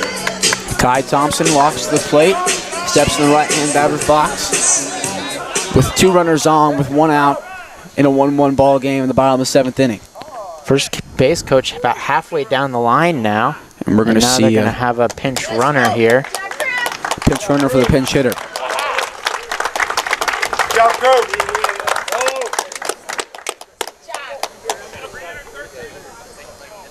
So runners on first and second for Ty Thompson. 1-1 ball game, bottom of the 7th inning. It's just one of those situations where, yeah, you think that runner at first base doesn't matter. Well, a double play, that matters a lot. So trying to get a speedy runner on first base there. Infielders are playing about normal depth, so they're not really planning for that double play. Here's the pitch, low for ball 1. And as a block there catcher, by Edwards. yeah, as you mentioned, a catcher in this type of spot does not want to get runners free bases here, and with runners at first and second and only 1 out in a tie game, it's exactly what you're trying to do, is just keep the ball in front of you. And Jack Edwards did a good job there. 1-0 count, 1 out. That ball is low and away. 2-0. Brown struggling to throw strikes here. And you got to think he's a little bit affected by how loud this Rockbridge team, this emotion that they show on their sleeves. They let it all out. We haven't really seen that from a whole lot of Nixa opponents. 2-0 count, 1 out. Runners on first and second. Evans gets set. Here's the pitch. Outside, 3-0 count. And now we're going to have a visit between the the shortstop and his pitcher, just trying to give him a little bit of confidence.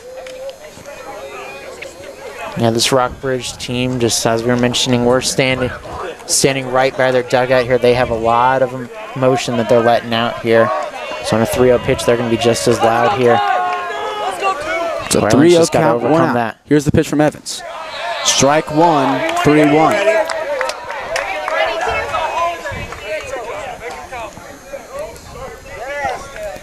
Curious to see if they'd send that runner from second on a little blooper. That might be a tough decision there. That one swung on, 3-2. Ryan Evans battles back and make it a full count. Back-to-back at-bats here on full counts. Go top. It's going to have to make a different result here. 3-2 count, 1 out. Evans gets set. Here's the pitch. Low and away, and that loads the bases with 1 out. And that brings in Braden Boatridge. Boatridge hit by pitch, a single and a walk. Number 3, right fielder Braden Boatridge. Now Boatridge come up to the plate with the bases loaded. He's going to get a little bit of coaching between his third base coach here. So bases loaded with 1 out. He was talking to his infielders, letting them know what to do. These outfielders, I'm surprised they're not playing shallower here with a tie ball game. They're playing fairly deep. A sac fly probably, I hate to say it, a sac fly at this point probably wins it with speedy fielders on base for Rockbridge. So 1 out, bases loaded. Bottom of the 7th inning, 1-1 ball game. That pitch high for ball number 1. Infielders playing in. They're going to throw the ball to the plate no matter what here, even if it's got a chance at a double play. Rylan Evans certainly has not had this type of environment around him when he's on the mound, and that's definitely shaking him up here as he's thrown now 2 balls in every single at-bat so far. And with 1 out in this inning, there's nowhere to put Rockbridge on the bases. So 2-0 count, 1 out. Bases are loaded. Bottom of the 7th inning, 1-1 ball game. Number 5 in Class 6 versus number 6 in Class 6. Evans gets set. Here's the pitch. Swung on, foul back off Jack Edwards' mask. 2-1 count. And after he got the first out in this inning via the strikeout, he's had 3 batters reach on base, and it's just you're trying to keep him composed here on a 2-1, but a couple pitches can get him out here. One pitch could bring Rockbridge in for the win. Another pitch could end this inning for Nixa. Here's a pitch from Evans. Swung on, foul back, 2-2. And he may come back to regret that swing later on. That ball was really, really high, and he just gave Evans a free strike.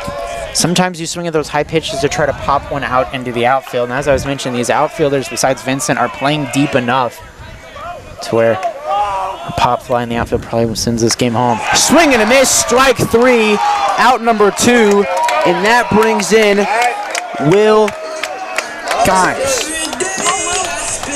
So 2 outs, bases loaded. Rylan Evans got himself in a bases loaded jam. That's his second strikeout. He's trying to get himself out of this jam here. Bottom of the 7th inning, 1-1 game, 2 outs. Both of us are kind of moving around a little bit. We're getting. Oh well, I think the difference is I think you're a little anxious. I'm really cold. I'm also a little anxious too, actually. So 2 outs. Here's the pitch from Evans in there for strike one. 0-1 count.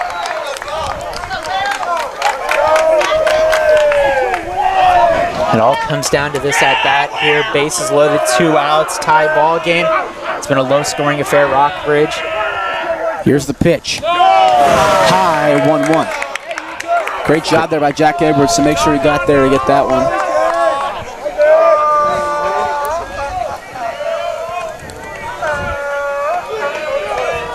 And Evans taking his time here. He's got a lot of sound, a lot of emotion going on around him. 1-1 count, 2 outs. Evans gets set. Here's the pitch. Fastball outside, 2-1.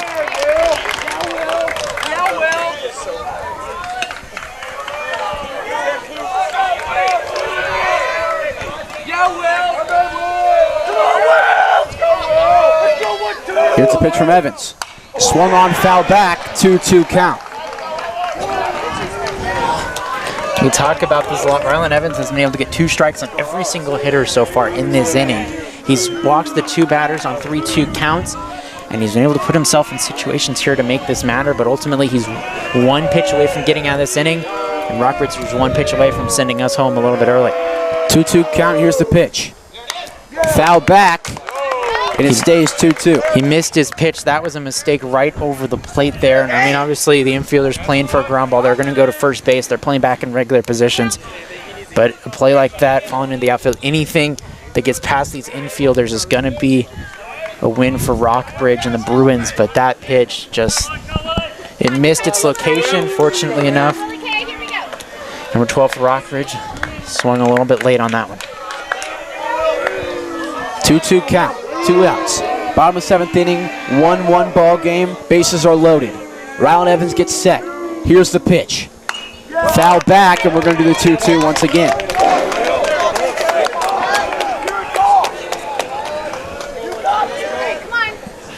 Nixa fans on their feet here. Rylan Evans taking himself some time, takes a deep breath, and he gets ready for the 2-2. Low, 3-2 count now.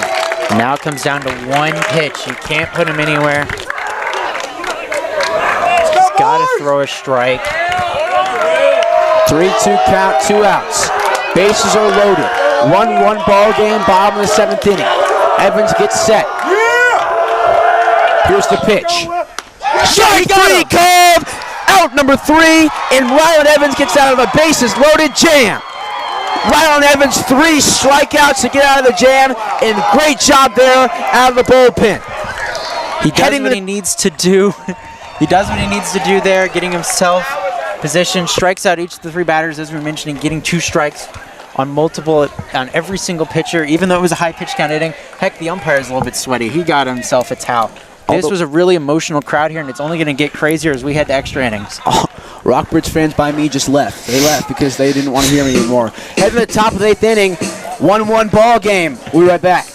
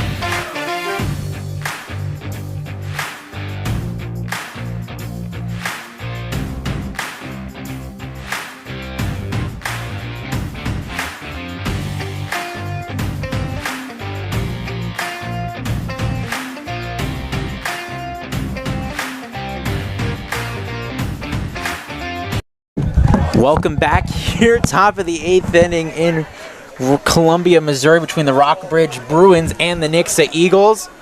Bruins had an extra earlier game today against Ozark. Were unable to win that one. They're 0-3 in extra innings on the year. And Nixa's 9-1-2 hitters coming up to the plate in this 8th inning. Ty Thompson still on the mound for the Bruins, and Ussery takes a hearty swing at that first pitch for a strike.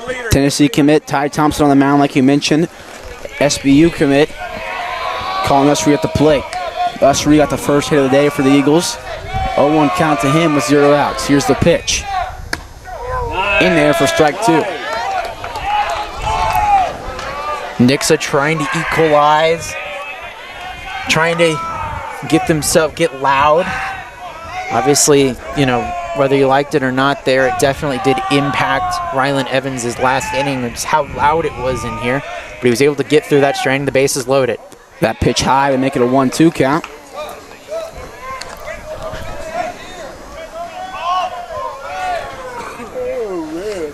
Bruins fans all around me nervous. Here's the pitch. Curveball high, 2-2. And that one curved high there. It's kind of just one of those weird pitches that it dipped, but it didn't deep enough. And now, what are twos right now, Aiden? They're not hot right now. For twos to be hot, it has to be two balls, 2 strikes, 2 outs. I wish twos were hot. Actually, no, I don't. 7 was 2 outs. So 3-2 count. Getting this first runner on base, as we mentioned earlier in this game, Colin Ussery was able to get the single that brought in Wyatt Vincent to the plate, and Vincent was able to do something with that. See if he can do it here in the 8th inning on a 3-2 pitch to Ussery. Here's the pitch. Swung on, strike 3, out number 1 for Ty Thompson in this 8th inning. Now Wyatt Vincent steps into the plate. Missouri State commit. Top 200 in the nation for the class of 2025. He's looking to pull one down one of these 330s and get Nixa on the board here early. We'll see if he swings at that first pitch, though. He's been really aggressive throughout just this entire season. One of the things here to keep in mind with 1 out and extras. That pitch is swung on for an 0-1 count. Missouri State commit versus Tennessee commit, 2 very respected teams in the college baseball world. Here's the pitch from Thompson. Curveball swung on right up the middle, and that's going to be a single for Wyatt Vincent. And that brings up Rylan Michelle. If you're going to hit a ground ball, that's where you got to put it. You got to put it right behind that second base bag, in between where the shortstop and second basemen have to run and collide to get that one. Shortstop dove for it, but was just a little bit late on the dive. So now Wyatt Vincent representing the go-ahead run for the Eagles here with 1 out in the inning. Rylan Michelle, last time he was up, that controversial RBI triple that should have scored 2 runs but was called back and just scored 1. So 1 out, Rylan Michelle at the plate. Low and away, 1-0 count to him. Obviously here, one of these things you got to mention, you know, Rylan Evans has the ability to send one deep. We saw that triple earlier in this game. One of the big things that you're going to keep in mind here is these outfielders. How far in the reaction times to these balls out in the outfield? Because Wyatt Vincent could score all the way from first if he gets a good one. That one swung on to make it a 1-1 count with 1 out. Caden Cloud on deck. Nixa just can't afford to let this, they need to let this inning draw out longer. If they can get this inning like we saw with Rylan Evans in the bottom of that 7th inning, the longer you draw an inning out, the more suspense you build, the more energy you make a pitcher exert. That gets him a little bit uneasy, and he's probably likely to throw one in. These Nixa hitters can connect with it. Rockbridge trying to avoid that here with Ty Thompson on the mound. That pitch outside. They're going to corner for strike number 2. 1-2 count. Like I mentioned, Caden Cloud on deck. Michelle just isn't trying to have this weak contact. He'd rather let a pitch go like that for a strike than ground into a double play here. So one of these opportunities, you're going to see Michelle just try to put something out as they throw a pickoff attempt. Nothing's going to do on that one, though. And so that'll keep it a 1-2 count here, 1 out in the inning. So 1-2 count, 1 out. Runner on first. That's Wyatt Vincent. Michelle crowded in on the batter's box here, looking to pull one the other way. That one swung on for strike 3. And that's Ty Thompson's 4th strikeout of his relief out. Now batting number 3, Caden Cloud. Caden Cloud walks in the batter's box now with 2 outs and a runner on first base.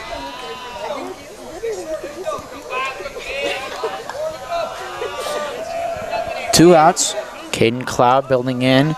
Runner on first. He's got a wide stance here. He's looking to pull one his opposite way down the third base line as he calls time.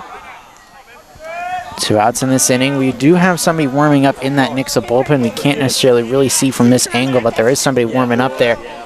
And I don't know if they let Ryland go back out there, but we'll see what happens here as they throw another one back. And you got to be careful as a first baseman to keep that ball in your glove. Keep it in front of you, because Vincent would be able to get to second base, and ultimately that's what the Eagles are looking to see here if you're going to throw a pickoff attempt. But Caden Cloud at the plate isn't too concerned about that, just trying to pull one and get Nixa at least a runner in scoring position here. I believe, I'm going to guess Brayton Tangora's warming up right now, but I couldn't tell you. So runner on first, Caden Cloud at the plate. Runner goes. Here's the throw down from the catcher in time, but did he get another tag? Yes, he did. Safe at second. Wyatt Vincent steals a base. So it's an 0-1 count, 2 outs, and a runner on second base. They will confirm that it was a strike, so it's an 0-1 count. But Wyatt Vincent able to get himself in scoring position here with 2 outs, and you'd have to think right fielder playing pretty shallow, left and center playing fairly deep, so a base hit here, it'd be a really close play at the plate, but Wyatt might be able to stretch it out if he gets a chance. Here's the pitch. Low for strike 2. We haven't seen a whole lot of 0-2 counts so far in this game. We've seen lots of just mixed match control between the 3 pitchers that have been used so far for both sides, but the runner on second base, he steps out of the batter's box here on an 0-2 count. Wyatt Vincent at second base, top of the 8th inning. Eagles and the Bruins knotted up at 1 apiece here. Here's the pitch. Curveball high to make it a 1-2 count.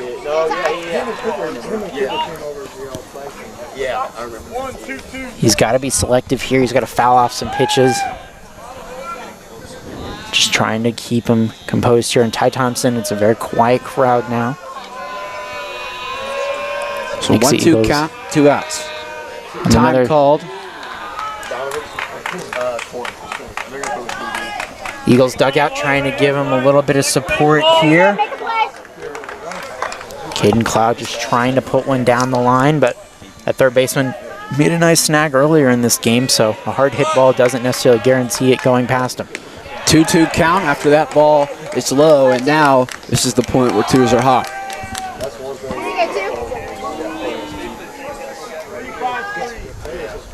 Two balls, 2 strikes, 2 out. Wyatt Vincent on second base with Caden Cloud in the right-hand batter's box, trying to get something going here. Top of the 8th inning, 1-1 ball game.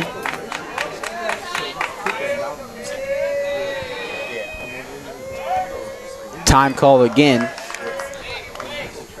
Thompson's taking a little bit too long for Caden Cloud's liking. Cloud's definitely taking some time. This is a really high-stress at-bat here for both pitcher and the hitter. Here's a pitch from Thompson. Low, 3-2. First base is open, so it wouldn't necessarily negatively impact you here for a walk. With Jack Edwards on deck, he might be looking more at that next batter in the line. For the Eagles, just trying to keep this train going. For the Bruins, just trying to shut this down and give themselves a chance to walk it off in the bottom of the 8th. 3-2 count. Here's the pitch. Swung on, popped up. Second baseman counts. No, he gets it. And now we'll retire the side. Heading to the bottom of the 8th inning, it's still 1-1. Right back.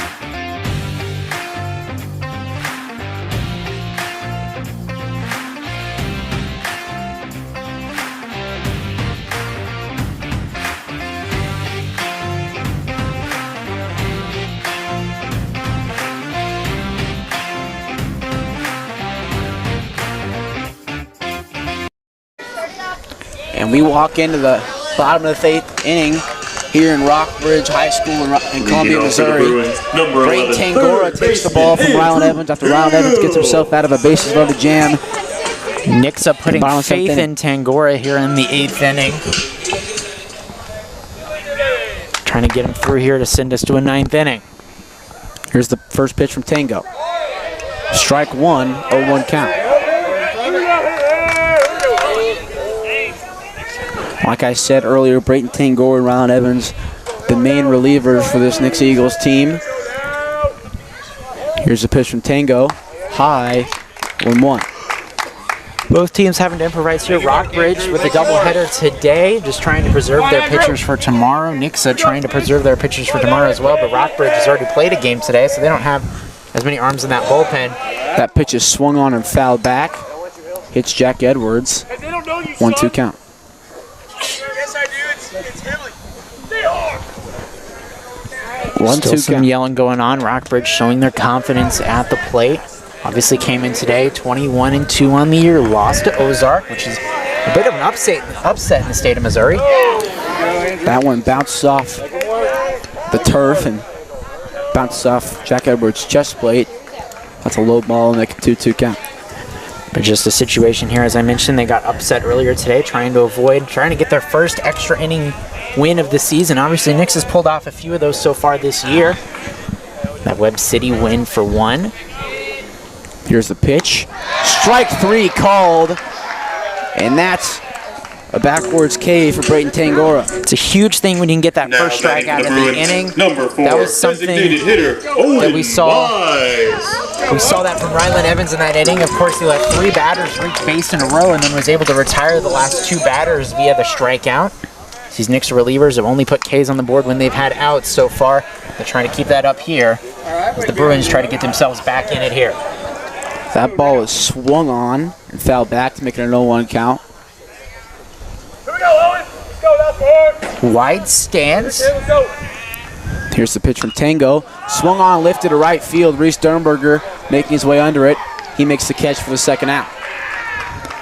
What a relief Tangora has been so far. The nerves have kind of calmed down. Rockbridge hasn't really had that opportunity to pull momentum here in this 8th inning. And for them, it's just one of these things where if you can have a guy come in and shut down the door in less than 15 pitches, you're doing a great job. If they need him to go in the 9th inning, they're going to need him to go in the 9th. So keeping that pitch count low is going to be a problem as they get another first pitch strike here. All 3 batters the Bruins have had so far in this inning have been strike ones. Dane Gray, the starting pitcher for the Bruins today. He's at the plate right now. He's moved to second base as Ty Thompson was at shortstop. He went to pitcher. I guess they had the second baseman go to shortstop. So Tangora, 0-1 count, 2 outs. Here's the pitch. Ball 1. Just a bit up and just a bit inside. We've seen it's kind of just all over the place for both of these pitchers. Obviously, confidence is a big thing. Tangora's been able to throw more on the outside. That was one of the first pitches on the inside. And he throws another one on the outside for a ball there. So 2-1 count, 2 outs. Dane Gray at the plate. Come on, Dane. Here's the pitch from Tangora. Outside, 3-1. Tangora's got to find his groove here if he wants to keep this name back.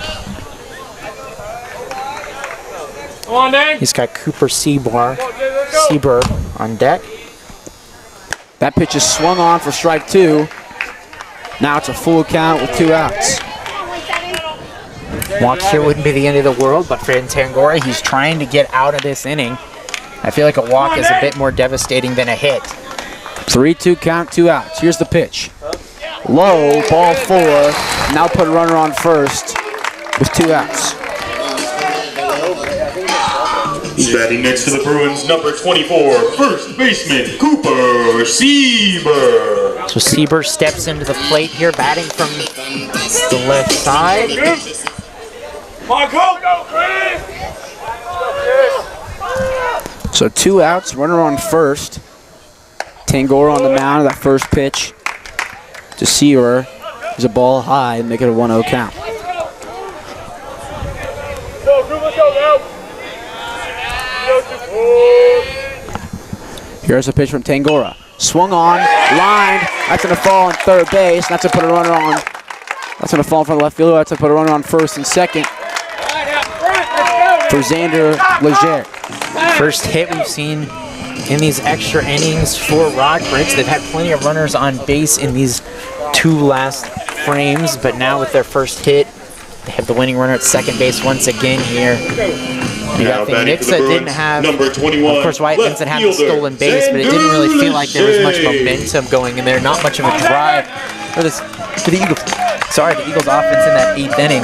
Bruins have definitely had the better part of the offense, and one of those big things, as we mentioned, is walks. Walks have been a killer for Nixa so far. It's brought them into these types of situations. The lefty Tangora just trying to limit it here and get out of this game.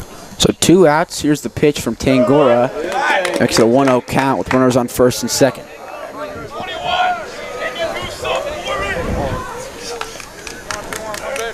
Runners on first and second. Tangora gets set. Here's the pitch. High, 2-0.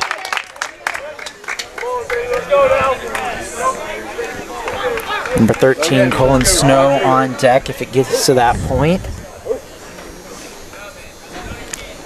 2-0 count, 2 outs. Xander Leger at the plate. Here's the pitch.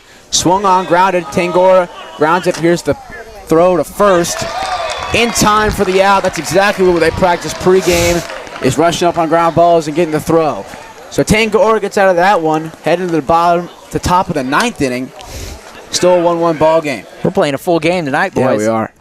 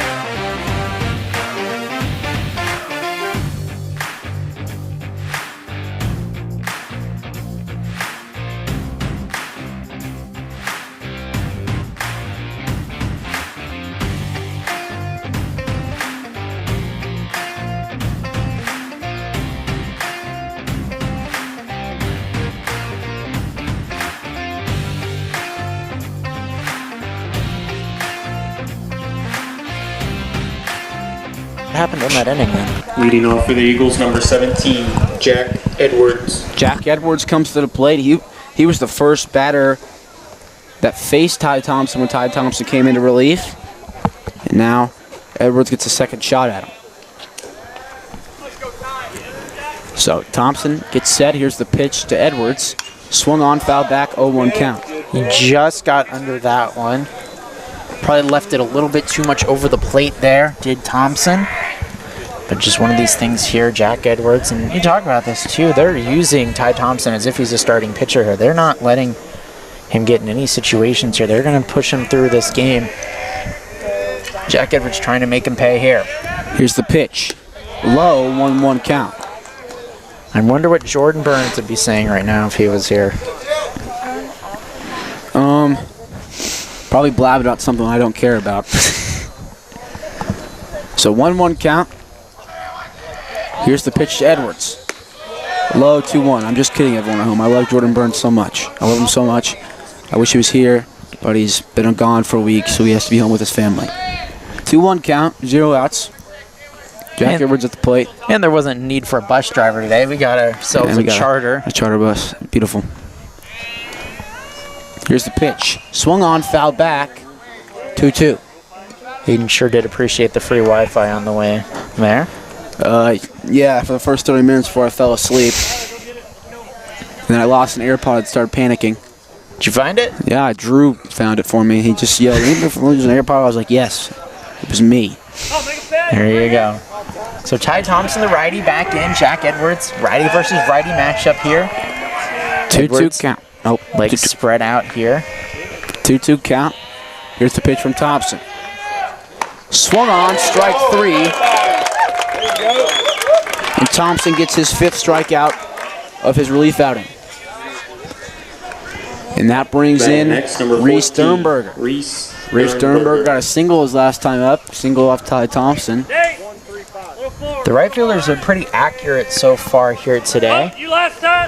It's been kind of one of these things. We haven't seen a right fielder be all that much. In the game against Carthage that only went 5 innings, there wasn't a single Carthage ball hit to the right side. That pitch to Sternberger is going to be a strike. 0-1 count. But Sternberger certainly has had his chances here, especially getting that fly out to end the last inning. Here's the pitch. Off the turf and back for a 1-1 count. Obviously, probably not throwing those types of pitches with a runner on base there, but that's why you get the first batter out of an inning, is to avoid when those types of mistakes aren't that big of a deal. That definitely would have put what I would have presumed Josiah Jenkins on second base there if Edwards had been able to get on base. That one's in there for strike number 2. Something to mention, not in the hole is Parker Mann, sophomore. He pinch ran for, I believe it was Eagleburger. And so, since they'd already used a pinch runner, they couldn't use the re-enter rule. So Mann is still in there, and he'll bat. Maybe he'll bat. As it's a 2-2 count with Reese Sternberger. He still has Tanner Grant in front of him first, but something to mention. And Tangora probably pitching this next inning. Nobody warming up for the Eagles out in that bullpen. So 2-2 count, 1 out. Sternberger at the plate. Here's the pitch. Swung on, foul back, and it stays 2-2. Both hitters and both pitchers missed their pitch. Umpire just trying to find baseballs. Nobody's been finding the baseballs, and umpire don't got very many left. But just one of those things. For Thompson, put the ball just a little bit over the plate. Sternberger didn't make him pay there, and we'll do a 2-2 count here with 1 out in the top of the 9th inning with nobody on base for the Eagles. 2-2 count, 1 out. Here's the pitch from Thompson. Swung on, foul back, and we'll do the 2-2 again.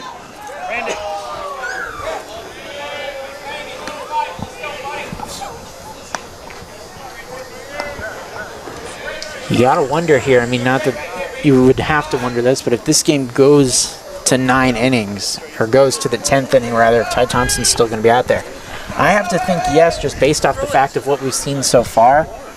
And I mean, they don't feel like they have anybody else that they'd rather have on the mound right now. And for the Eagles, just trying to keep this game moving, keep the train going on offense. They haven't really had that big offensive inning so far. Here's the pitch, high, 3-2 count with 1 out. It felt like batting practice against Carthage, and now they're in the World Series almost. Just putting themselves here in a situation to get themselves in. Rockbridge fans getting a little bit crazy here like they've been throughout the rest of this night. Nixa fans just trying to make some noise. Pitch is swung on, grounded to the shortstop.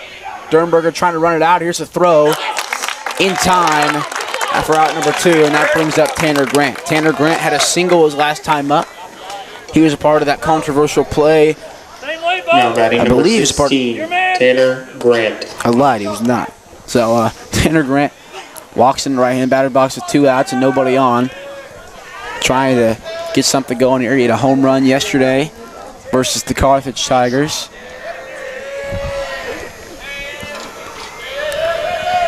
Nobody on 2 outs. His stance is really, really wide, so he's looking to pull it down the third base side if he gets a hold of one and try to put himself on extra base. But that one in there called a strike. That pitch is inside corner for strike 1. Here's the pitch. 1-1 as that gets past catcher Bradley Morgan.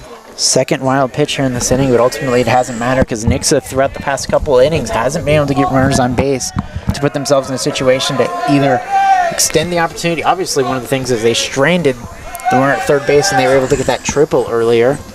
They just haven't been able to put themselves in great situations to score runs, and neither has the Bruins, to be fair, either. 1-1 count. That one's a wild pitch as well, and this is where the Rockbridge coaching staff kind of gets a little anxious here. Rockbridge managers are trying to tell him to settle it down a little bit. Keep him composed, just try to keep this game alive. Obviously, Rockbridge, whether or not they're going to have a bottom of the ninth inning, they will have that chance to at-bat here. Trying to give themselves a chance to walk it off. So 2-1 count, 2 outs. Ty Thompson and Tanner Grant. Outside corner, 2-2 count, 2 outs, and 2s are hot.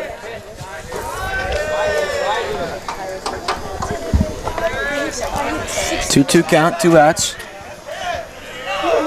Tanner Grant at the plate. Thompson definitely taking his time here, and he gets set. Here's Kicks. the pitch. Swung on, strike 3. Thompson gets his 6th strikeout. And now he'll head us to the bottom of the 9th inning with a 1-1 ball game.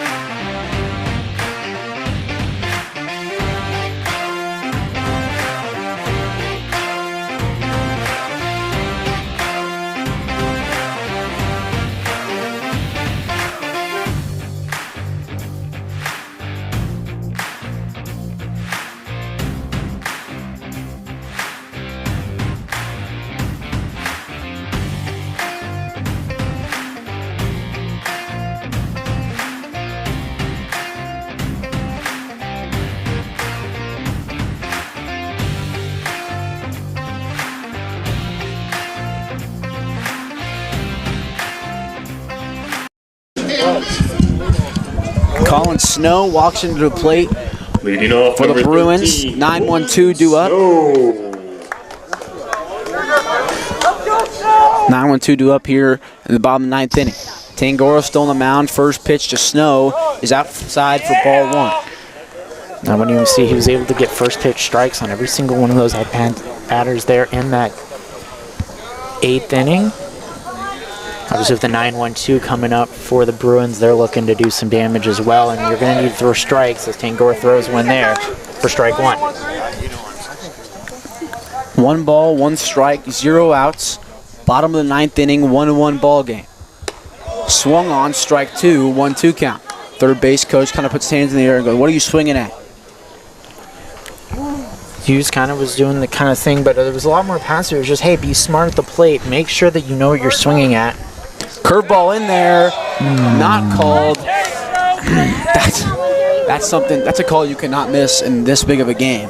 That's what I'm going to say. So 2-2 count, 0 outs. Tangora gets set. Here's the pitch. Swung on, foul back, and caught by Jack Edwards for out number 1. And that brings in the Tennessee commit, Ty Thompson. Ty Thompson been lethal offensively, defensively, on the mound. He can do it all. That's why he is committed to one of the best college baseball teams in the nation in the Tennessee Volunteers. Tangora just trying to make all that not matter here in this at-bat. It doesn't matter where you're going in 2 years. You're playing for Rockbridge against Nixa right now. That's one of the things Tangora's got to be thinking in his mind here is just clear out everything. Just try to get himself back in this game as he throws a ball on the first pitch of this at-bat. So 1-0 count, 1 out. Here's the pitch to Thompson. That ball is lifted high, deep right field. Dernberg going back at the wall. Caught for out number 2. It's about as far as that ball would have gone. He didn't get quite the barrel on the ball that he wanted to there, but really solid contact. And sometimes it's not necessarily what you do. It's not necessarily about the launch angle. It's not necessarily about that. He put a really good drive into that one, but just this air is just, because it's a cold night, it's going to be a little bit dense. That ball's not going to travel as far. That's the reason why that one didn't go out of the park there. That pitch to Braden Boatridge is high for a 1-0 count. Boatridge at the plate. You know, anything. 1-0 count, 2 outs. I'm losing my sanity with this weather. So 1-1 count, 2 outs. Nobody on. Bottom of the 9th inning. 1-1 ball game. You're so accustomed to saying Rockbridge that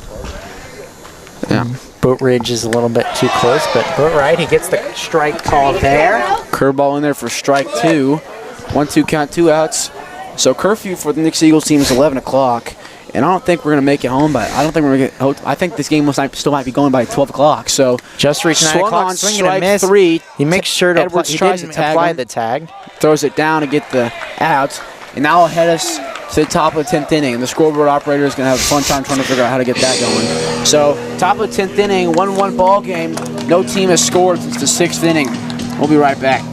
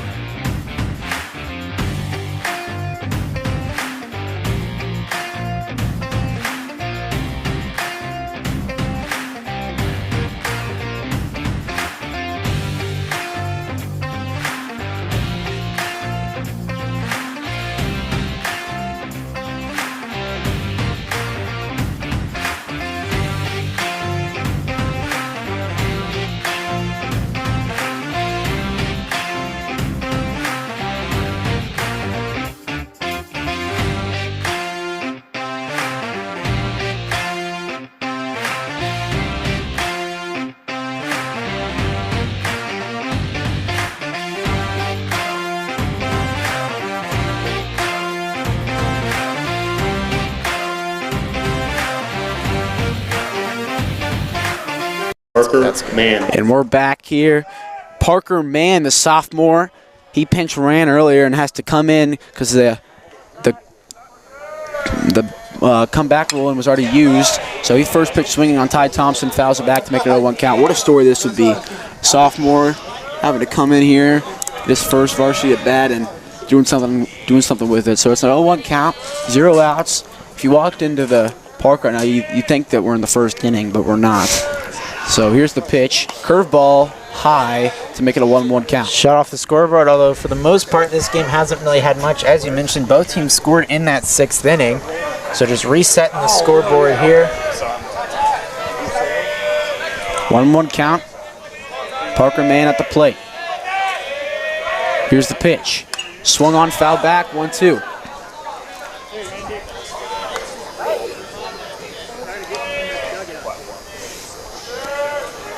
1-2 count here, must be going through Parker's mind, probably expecting something on the inside part of the plate.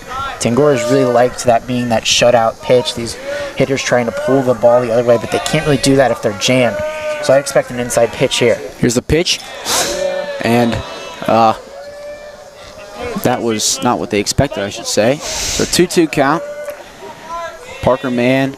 Just a bit high. Sometimes, you know, the situations, your release point's one of the big things about a baseball. But when you throw it, when you're up, when your arm's over your head, that, as I try to mimic that motion for an audio medium, probably not the greatest thing to do.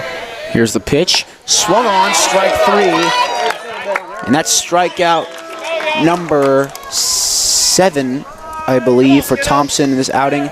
And he has started every inning with a strikeout. He's gone 4 innings, 4 Ks so far, three full innings. This is his 4th inning. So Broden May walks to the plate now. Pitch from Thompson in there for strike 1. Here we go, Brad.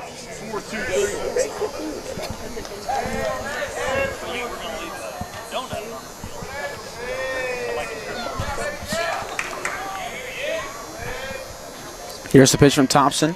Swung on, ground to the first baseman. Broden May trying to run it out. First baseman will bring it there himself. And that brings up Colin Usry. For Rockbridge, their 2nd extra inning game of the year was against Marquette in a 2-4 loss, and that one lasted 11 innings.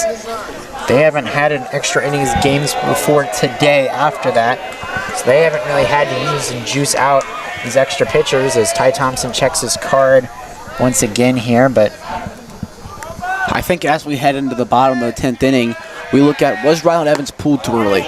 Because that puts Braden Tangora in a really tough situation, and our bullpen is not really deep right now. Didn't really bring that many relief pitchers, so this is going to be an interesting situation here. Well, and with 2 games tomorrow, it's do you use a starting pitcher today that you wouldn't have normally used? That ball is outside, picking a 1-1 count. With 2 outs, Colin Usry. Maybe it's a situation where Rylan Evans can get used tomorrow, but Tangora can't. I think for most Knicks fans, it's going to have to be that either way. One of these relief pitchers that goes really long tonight is going to not be used tomorrow. Here's the pitch, swung on, strike 2. 1-2 count, 2 outs. That ball was really high. And besides the hitter on deck, Wyatt Vincent, none of these Knicks hitters have been able to get solid contact on a base hit off of Ty Thompson in this game as the Bruins try to keep this one alive in the bottom of the 10th inning. Here's the pitch to Usry. Swung on, strike 3. Thompson gets his 8th strikeout, I believe, in his relief outing. And we're going to head to the bottom of the 10th with a 1-1 ball game. Let's go, boys. We'll be right back.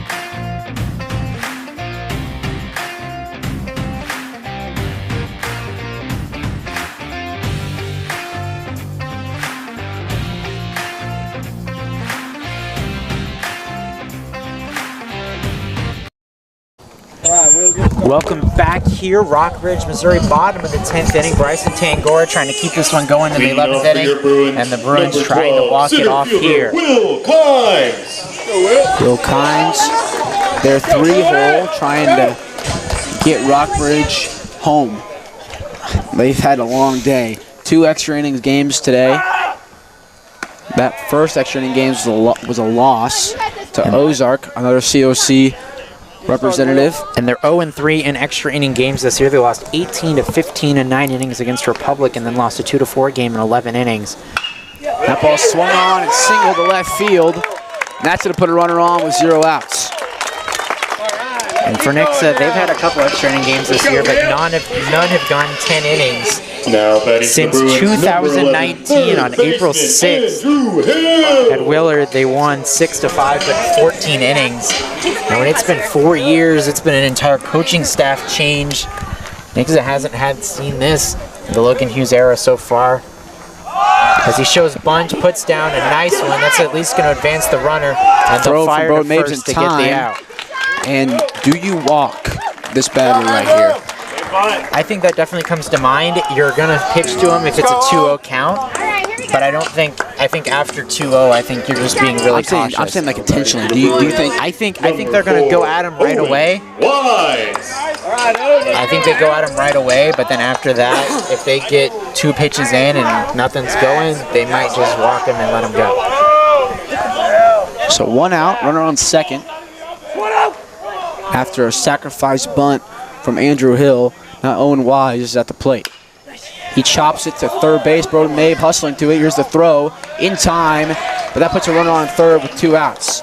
And that brings in Dane Gray. Dane Gray, the starter for the Bruins coming in this game. Now he can see if he can finish this game as well. For your Bruins, second baseman, number 17, Dane Gray. His third inning here so far. He had a really quick second inning. And now it all comes down to this one batter here. First and second base open for the Bruins. Runner at third base. Pitch swung on, lifted. Left field, and that's going to drop. And the Bruins are going to walk off the Nixa Eagles in a 10-inning thriller. The Rockbridge Bruins advance to 22-3 as the Eagles go to 21-4. Final score of 2-1. Beautiful, beautiful matchup today. What a great game. Stepping aside for tonight, catch us tomorrow at Columbia Hickman versus Columbia Hickman and Francis Howe. I'm Aiden Hocknall alongside my partner Eli Dean. See you guys tomorrow.